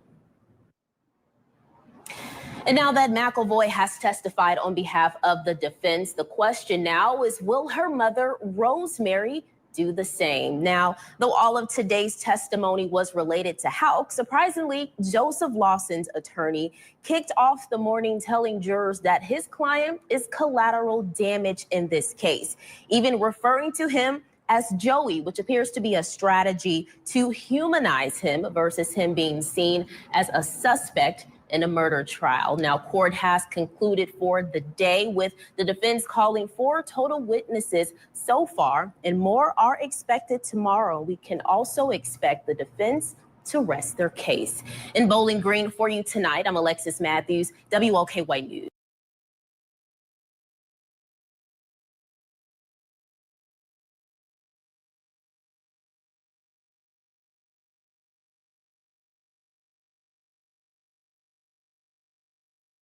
The defense rested its case in the Crystal Rogers murder trial. It comes exactly 10 years after the Bardstown mother disappeared. Today, new details were revealed about the searches for her remains. WLKY's Alexis Matthews joins us now live from the Warren County Courthouse in Bowling Green. Alexis? Yeah, Rick, one of the most anticipated questions related to this case was addressed inside of this courtroom. What, if anything, did the FBI find during their searches for Crystal Rogers' body? And that answer was shocking and arguably underwhelming for us all. The search for the remains of missing Bardstown mom Crystal Rogers dates back a decade. The Houck family farm was a focus since the 35-year-old vanished 10 years ago Thursday. But various properties, cars, and bodies of water connected to prime murder suspect Brooks Houck, his family members, and co-defendant Joseph Lawson were also searched. And on Thursday, the defense revealed what the FBI, who took over the case in 2020, found in the end. The most shocking was women's underwear containing hairs and women's clothing discovered during a search of a property Houck was developing in the Woodlawn Springs subdivision. So did they test the hairs against Crystal's? But the items, which were dug up in the driveway, porch, and sidewalk areas of that home, did not trace back to Rogers. In fact, well, then who the heck else are you? What? Hold on a second. They found women's underwear and clothing. When was these houses built? Oh, I'm going to go down such a rabbit hole. It's going to be bad. I already know. I can feel it. Because why would you bury, if you're building a home for somebody, right? The last thing I would think of, I'm going to bury some women's clothing under the freaking driveway here, right? Like, people don't think that way. Normal people that have nothing to hide don't. Like, my brother was in construction. He had his own business for like 15 years, right? He never buried women's underwear under the concrete. That wasn't in his work truck, right? So, yeah, that's what I'm thinking, Trip. I'm like, did they hurt somebody else? Or was this before Crystal, was dead and he buried these clothes because he had them and he was like cheating on her or something? I don't know. You know what I mean? Like, there could be like that kind of an answer, but like, it's just weird. Yeah, my brother in his truck, he didn't have no underwears, I don't think. No, he didn't. What you want? My dog's sitting here beside me. Oh, is it because I raised my voice? I'm sorry. Okay. She doesn't like it. She don't like it when I raise my voice. You want to stand beside me? Okay. A DNA analysis did not match a profile for any person, prosecutors said. Other property searches included the most recent in September of last year at Cox's Creek, a home formerly owned by Nick Houck, Brooks's brother, and another extensive search of Houck Family Farm in October of 2022 also did not turn up any evidence of a crime scene or Rogers's DNA. Now, we heard from a total of 6 defense witnesses before they officially rested their case. And their overall argument, specifically for Brooks Houck, is that there is no evidence of a murder. But it appears the strategy for Joseph Lawson is to fly under the radar because his attorneys did not call one single person to the stand. Now, closing arguments will begin on Monday as the trial reaches day 9 and in wake of the 10-year observance since Rogers disappeared. They call it observance now instead of like anniversary, because anniversary, you're not celebrating anything. Observance. Okay. Family spirits were higher today than one would expect. Live for you in Bowling Green tonight, I'm Alexis Matthews, WLKY News. Thanks, Alexis. And there is no court tomorrow because of the 4th of July holiday. As Alexis mentioned, closing arguments will be Monday. Jury deliberations are scheduled for Tuesday. We will be in the courtroom bringing you all the highlights and stay up to date on all the testimony right now at WLKY.com. The defense. Oops. I wish it wasn't so far from me. It's like 3.5 hours. Oh, good for him, Mary Beth. This is in Kentucky. Yeah. Yep. My dog, oh, she went and lay back down. My brown dog came up to me. Usually the gray dog does. The gray dog's passed out. She's passed out right now. Oh my gosh, she's so funny. I need to get a camera where I can zoom into her because she's just hilarious. Okay, and that girl, she rocked every outfit she wore. She was beautiful. The news anchor.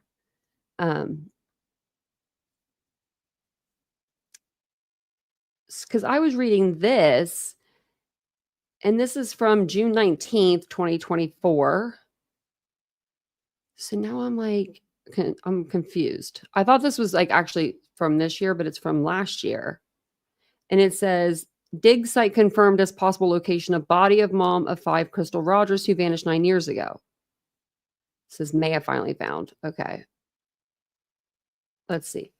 It says investigators may have finally found the location of the body of Kentucky mom of 5, Crystal Rogers, who vanished 9 years ago, which is 10 now.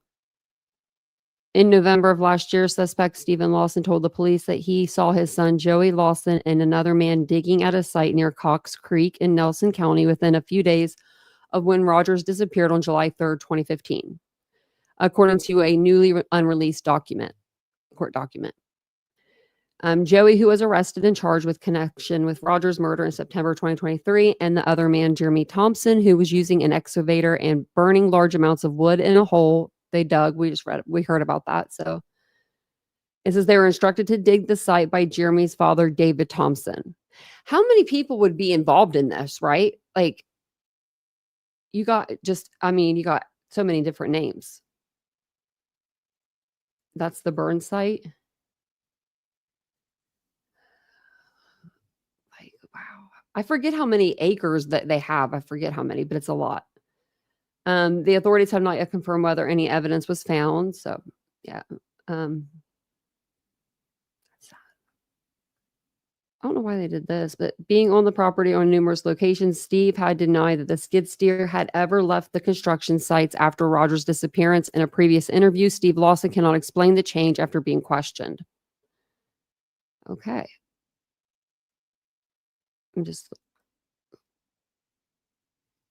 We've read through all this. Like we know all this stuff, so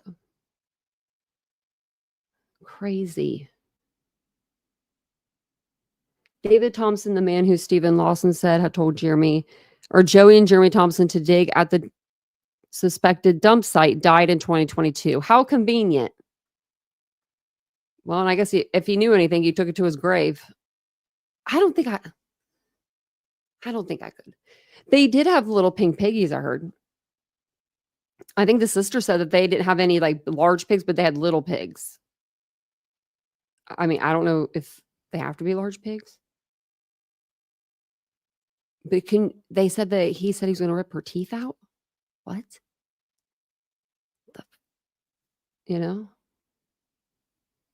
me see here. So I was looking at, let's look at the latest, actually. Well, maybe not. Let's go to top. Okay. I was looking at X, seeing if there was anything. I retweeted that earlier. And that's not for her, but this is hers. Look at that. 10 years, 120 months, 3,652 days. 87, oh my gosh, I can't even read these. 87,660 hours, 525,906 609. Oh, I can't even read these minutes. What the seconds? They put it down to the seconds. How do we know the seconds? I guess you just go by seconds in a day. Wow. Look at the year 2015. What were you guys doing in 2015? Can you remember? Like, it's so sad. Like, to be going that long without your daughter, right? Like, and Sherry stays so strong. She does. I mean, when she lost Tommy, that really broke my heart. That really broke my heart because they seemed like they had been together forever, right? Like they seemed like they had been just together forever. So we'll read through this article here. And then what's this? I think we already went through that. Okay, so we'll go through this. But it says Bowling Green, Kentucky. Friday marked 10 years since Crystal Rogers vanished without a trace in Bardstown, Kentucky. As the anniversary of her disappearance arrives, her ex-boyfriend Brooks Houck sits in a courtroom while his defense team fights for his freedom, along with co-defendant Joseph Lawson. Thursday morning, the defense called a psychologist to testify about memory and the reliability of eyewitnesses, attempting to undermine prosecution witnesses who claim they saw Rogers' car on the Bluegrass Parkway the night she disappeared. Defense attorneys also challenged testimony about a white car reportedly seen parked on a road near the Houck farm that night Rogers vanished. That vehicle was later identified as belonging to Houck's grandmother. I just don't see his grandma driving it over to the Houck farm. You know what I mean? Like, she's so small, like so little, like driving the car. You know what I mean? I just see them going and taking it, kind of. Maybe they asked her, hey, can we borrow your car for something? Maybe she knew, though. Defense attorneys also challenged testimony about a white car. Already read that, sorry. A significant focus on the defense strategy involves questioning police tactics, suggesting officer coerced witnesses into giving false statements. They specifically targeted testimony from Charlie Girdley, a former Houck employee who claimed Houck and Stephen Lawson asked him to move Rogers' car. The defense also challenged Heather Snellen's testimony that she overheard Joseph Lawson and Stephen Lawson discussing moving a body on the Houck farm with a skid steer. So far, the defense has not called any witnesses to corroborate Houck's alibi for July 3rd into July 4th, 2015, when Rogers disappeared. Instead, they've relied on expert testimony aimed at undermining the credibility of the prosecution witnesses. The defense was expected to conclude its case on Friday. Let me see if I can look up something real quick.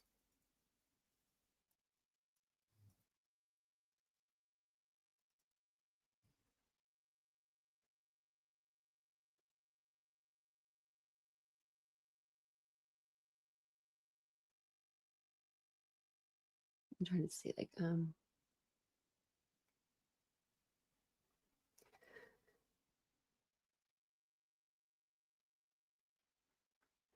okay, so I was like looking for like the cell phone evidence.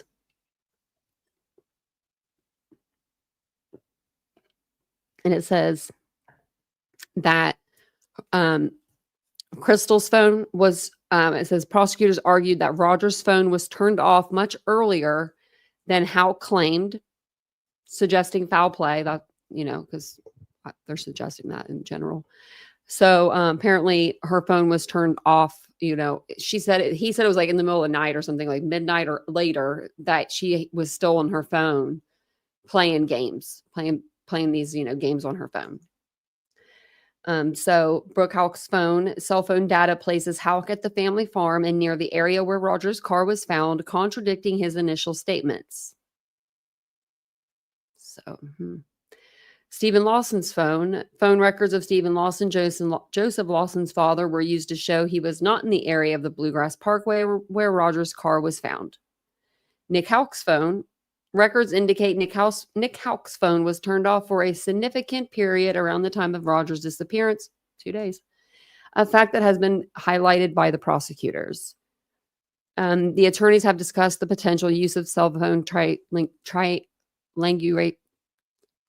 I can't really say it, technology, which could provide even more precise location data. The cell phone evidence has been used to challenge alibis provided by Houck and others, creating inconsistencies in their account. So that's what they're pretty much using, is like the cell phone evidence, the canine cadaver dog that smelled the car, smelled a dead body, or alerted to a dead body. That's and those were things that they knew way back, right? I mean, and I know that they kept all this like close to, to themselves so that they wouldn't, nothing, so they could take this to trial. But man, hearing about that stuff, I'm sure that was very hard for Sherry to do that, like, I just couldn't imagine. Okay, so we read through that. I think that's all I got for you. Yeah, I think I got it all for you tonight. Okay, I was gonna actually. I hate that it does like full screen because I like it when it's like, I don't know. It doesn't matter either way. I just feel like I'm all up in your face when I'm full screen. I think I'm gonna move my camera maybe like to this, like into the middle of these two. Or I don't know, maybe move one of these monitors like so it's long. That's how I used to have it. Because I feel like I'm not looking at you guys a lot when because I'm like reading or something, so I'm like, I feel like you guys are always looking just at the side of my face. And that's not very much fun, probably. But at least I'm on camera. I come with my shirt steamed every night. His brother still hasn't been charged. No, I'm surprised, Cindy. They need to.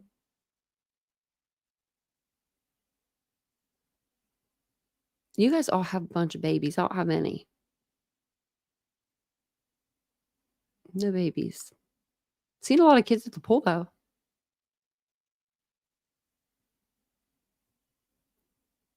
My dad was always the guy out there with the popsicles or whatever it was. He always wanted to be included in the fun with the kids. Like he was a big kid at heart. Like he was the funnest. I mean, he really was the funnest guy. He was. And I remember as a kid, there was this girl, she was so mean. She was mean because of the way she was brought up. Like, right. It wasn't her fault, but she was like so mean. And she would ride around the circle. She stole my bike one time, actually. She stole my bike and then flipped my dad off as she was riding it. But my dad tried to like give her like, he would give her like popsicle just like with the rest of the kids, even though she was just like the bully. But we all knew it was like the way that she was growing up. Like even as a kid, we knew it. We knew something was weird. You know what I mean? I am 39. I had to think about that. I'm going to be 40 actually, here in about 3 months. And I still need to get my board. I'm going to write that down. Well, vision board. I have 3 months. I don't know what I want to do,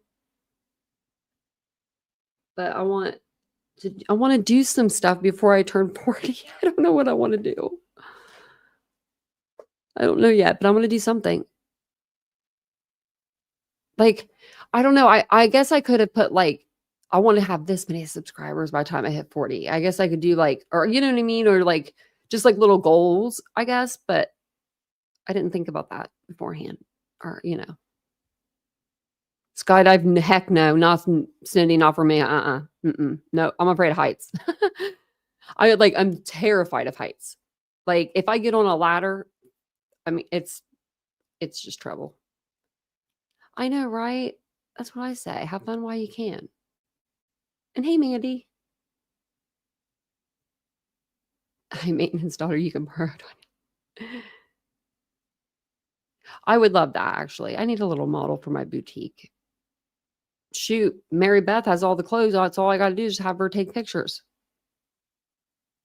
And I do have a sale on my boutique. If you go to Poppy and Ari this weekend through till like Tuesday, you'll get 20% off your total with summer, capitalize all summer sale all together. And if you spend $75 or more subtotal, then you'll get a free pair of earrings. So yeah, I'm looking forward to seeing if you guys order some stuff. And if you want to know any of like the products that I use like on my live, like on my face or like my cup, I put my cup on there. I haven't put like my hand sanitizer on there, but any of that stuff, it's all going to be like linked in my description now. So I've seen that people have like, they've bought stuff from it. Like, I'm like, wow. Cause I like have affiliate like thing and it'll tell you like how much you made from your affiliate links. And I'm just like, oh, I said that actually works. So I might as well put them there. My store is on TikTok. So I do have a separate page. I kind of wanted to take that page because it has over 1,000 and put it as my second page, but I'm not going to do that. But I do, it's under Poppy and Ari. I haven't posted on there in a couple years, but there's probably like a year. I don't know. It's been a while, but like I did like transitions and stuff. So they were really cool. I wonder if actually, I don't know if I know I have a lot of stuff on there, like a lot of different like little outfits and stuff, but it's exciting to like do that kind of stuff. And I really want to get back into my boutique and like doing more things and getting more stuff. I'm in a rut right now. I've got like financially, I got to just kind of see where I'm at and then see what we can do, because I have to get my tooth fixed, which it's been doing good. So I don't know.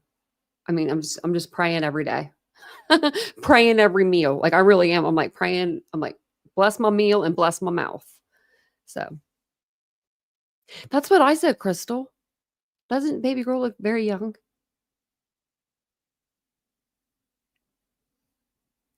I would like to put my store like on here. Like you can connect your store or something to your site. I want to try to do that. That would be convenient. Because they do Wix now, I think. Because I do my business through like my store through Wix. So I think that they didn't have that. They had like Spotify or something, not Spotify. What's the Shopify and like those ones? But yeah. I mean, I could have like a 20-year-old right now or an 18-year-old. My best friend has an 18-year-old, and it's just to me, it's like she just bought her a Mercedes for her graduation gift. I was like, damn, we didn't get one of those when we graduated. We didn't get. I was like, you're doing good. You always want to do better for your kids than what you had, and that she's doing it. So, because your dad's genes, I think I look pretty young. I think I look younger than 39. I think I do. If I don't, I mean, then I don't. But I think I do. Don't tell me if you. Don't tell me if you're like, oh, I thought you were older. I think it's my personality. Yeah. Oh, I don't know. I think you can buy them online. Nope, I got hand-me-downs.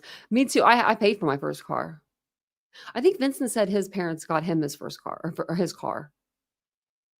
And I was like, yeah, but we came from different money brackets.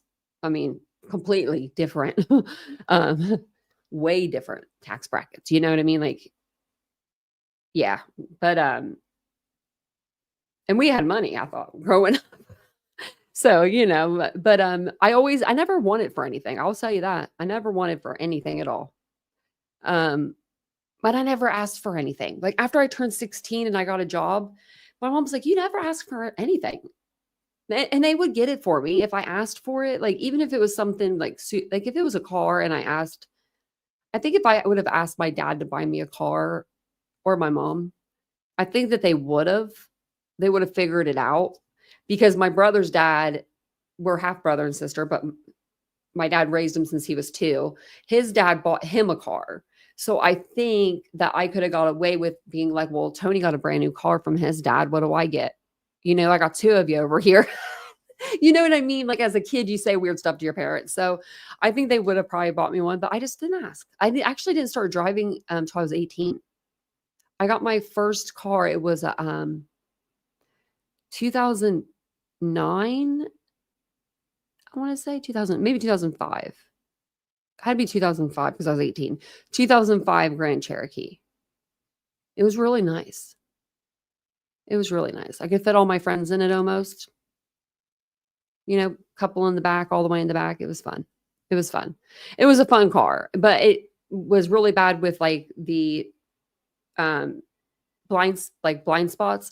So my mom ended up taking that car, and I got a Honda Accord. I bought it with like cash. It was like $4,200. It was like a 1994 Honda Accord.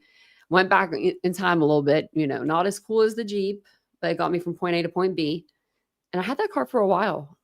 And then I went to I had like a little Chevy Cobalt. Then I had another Honda. Now we have an Acura. So.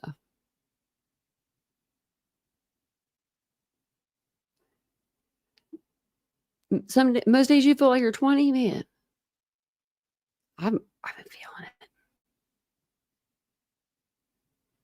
Oh yeah, we have a BMW too. Yep. That's the car that me and Vincent, I met him when he drove that car. So like I picture him working on that car when he's old. You know what I mean? Like just I don't know. It's just he wants to get rid of it, and I'm like, no. It's just like it's his, I don't know, it's just it's the meaning in it, like it's the meaning behind it. We actually got a rental. It was funny. We went to California and we went to pick up our rental, and the rental was going to be a BMW.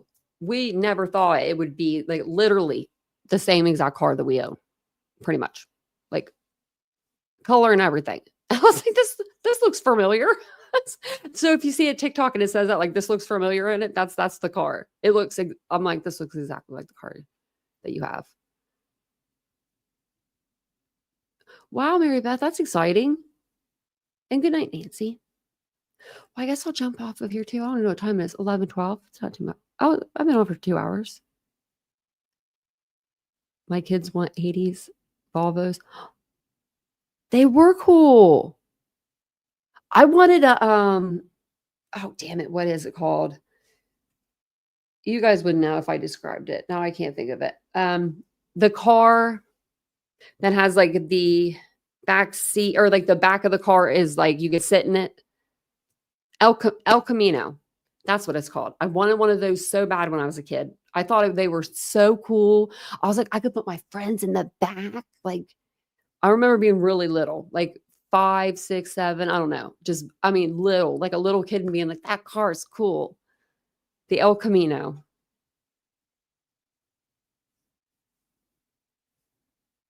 Yeah, you can know your sign if you don't know what time you were born.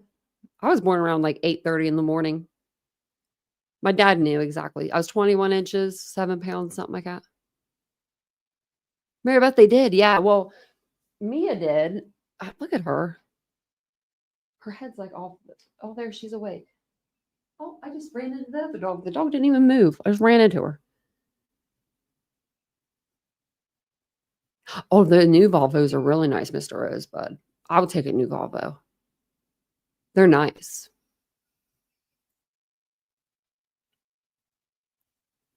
We actually have a rental, and it's a Cadillac, and it's horrible.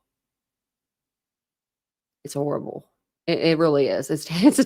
I'm like, this car is not fancy at all, right? Like, you think of like Cadillac, you think of fancy, right? This thing, I'm like, this thing is not fancy. Not fancy. So tomorrow we'll go over some Brian Koberger stuff, because there was, sorry, I had to be here. There was a couple things that I wanted to go over in that case with you guys. Also, on my Patreon, I'm going to change my background. It says like true crime and fashion. I'm taking the fashion out just to be true crime. I just noticed that today, and I was like, oh, I need to take that out. And thank you everybody that's went over there. I think we have like 20 people over there. 20 or 22, which is amazing. It's so amazing. So if you guys want to watch the new Peacock documentary, it's an hour and a half long. I have it over on my Patreon. I can't play it on YouTube because they'll copyright me. They'll just shut down the stream immediately. I have a feeling anyway. So, you know, my brother had 2 caddies, and they were pretty fancy. His cars were, he had like rims and stuff on them. He used to be a whole different person. I was like, what are you doing? I'm in jail. You're not in jail. Brenda Sue arrested me. Brenda Sue. Did I put the link in there? I did. Okay. So I'm going to jump off of here, and I'm going to go bail out Aries. Where are you going to be, Aries? I'll bail you out. I will check it. Yeah. I'll check it on my phone. I still don't have it on my computer yet. I need email on computer. I don't know how to do it. I need my technical IT boyfriend to do that. Yeah, Aries, you're late. We're getting off here now. How much is bail? You know, you got to have exact change too, right? Like, you go to jail and it's $86 and you bring them 100 and not, 86 exact. They're going to send your butt out. So I would. Not far from me. Okay, I'll make sure. I'll get a GoFundMe to bail you out. You're welcome, Michael. Yeah, when we'll cover this this week too, maybe like Tuesday after or even maybe tomorrow. I'm not sure. Because I want to show you guys something. Let me know yay or nay on these nails. Because so remember last month I didn't do I was supposed to do the purple, and the purple came out pink. So we did the purple purple hearts. So I'm going to do purple nails for Xana Kernodle. I've been doing them for all the victims. I've done this for a couple years now, and so since this is probably the last year that I'll do them. Actually, you know what? You never know. I may do them this way every year. I might just pick these colors on these months, but I'm going to do purple, and I'm going to do this color purple, like this lavender color. Is that pretty? Is that purple enough? I think that's purple enough. I think that'd be good. I like these nails and the length too. Maybe. Oh no. Maybe a little shorter. Maybe a little shorter.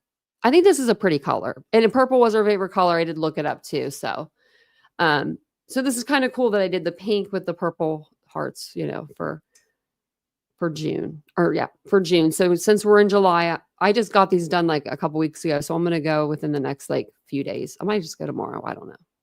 And just do it. Just do it. Because these are kind of grown out. They're not that bad though. I'll probably just go ahead and do it. Brenda Sue isn't Brenda Sue the one that's always just causing trouble? On one nail? Okay.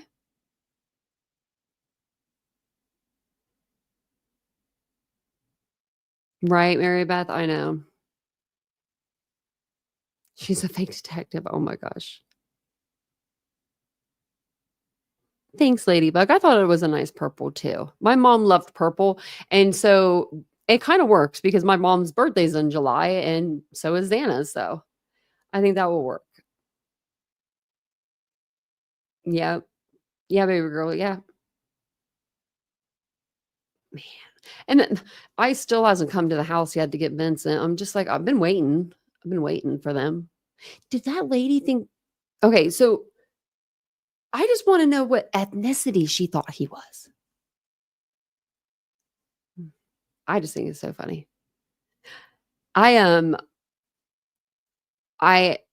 underneath that post that I showed you guys the other day, every single person that there, and I don't know how many comments, 20 or more, every comment was Tanya, who would mess with Titanium Built? She's so nice. Like, and all this. And it really made my heart like full. It really did. I was like, because you don't get a lot of people, like a group of people that just like come to your defense. Do you know what I mean? And they're just like, Tanya doesn't do anything. So that made me feel good. So I really appreciate that. Baby girl, that's what I was thinking. Because isn't ICE been after more, like I've seen more things with like, Mexican people or illegal Mexican people, like, in the States than I have like Asian, like them picking up Asian people. Right. And I'm like, I think she thinks that you're Mexican. He's Japanese. Whatever. He can be whatever she wants him to be. 2015, you were working at Wells Fargo. Where was I working? 10 years ago?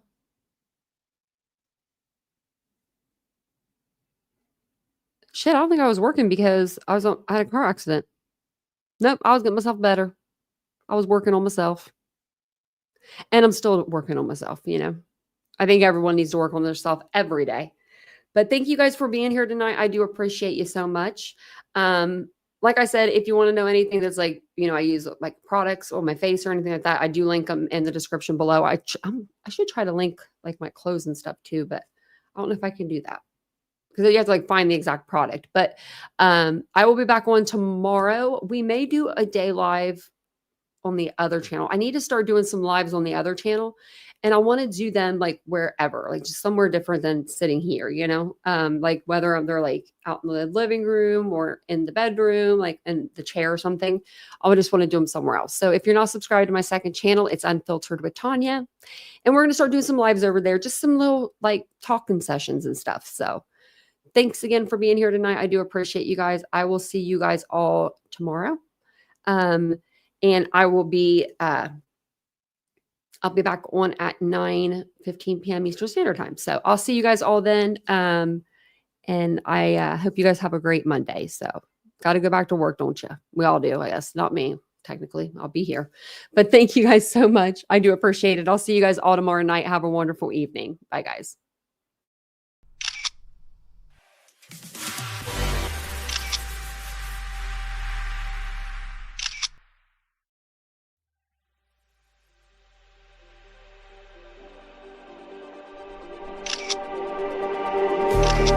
Just like the street lights lit this town, like a fire in a blaze, gotta burn it down. Can't be afraid to leave this out.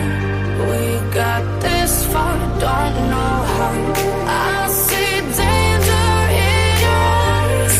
They know we'll burn down the night. Coming just like the sunrise. You know that we gonna light it up tonight. We gonna light it up tonight. We gonna light it up just like the sunrise. We gonna light it up.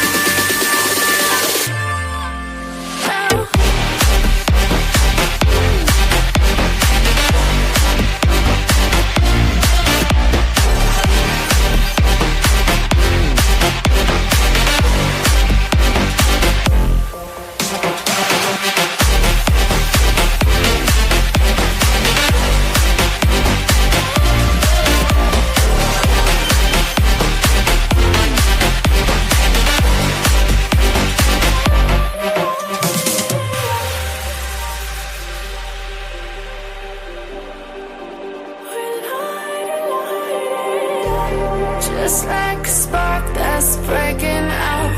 Can't make a stop, can't turn back now. We know that there's no room for doubt.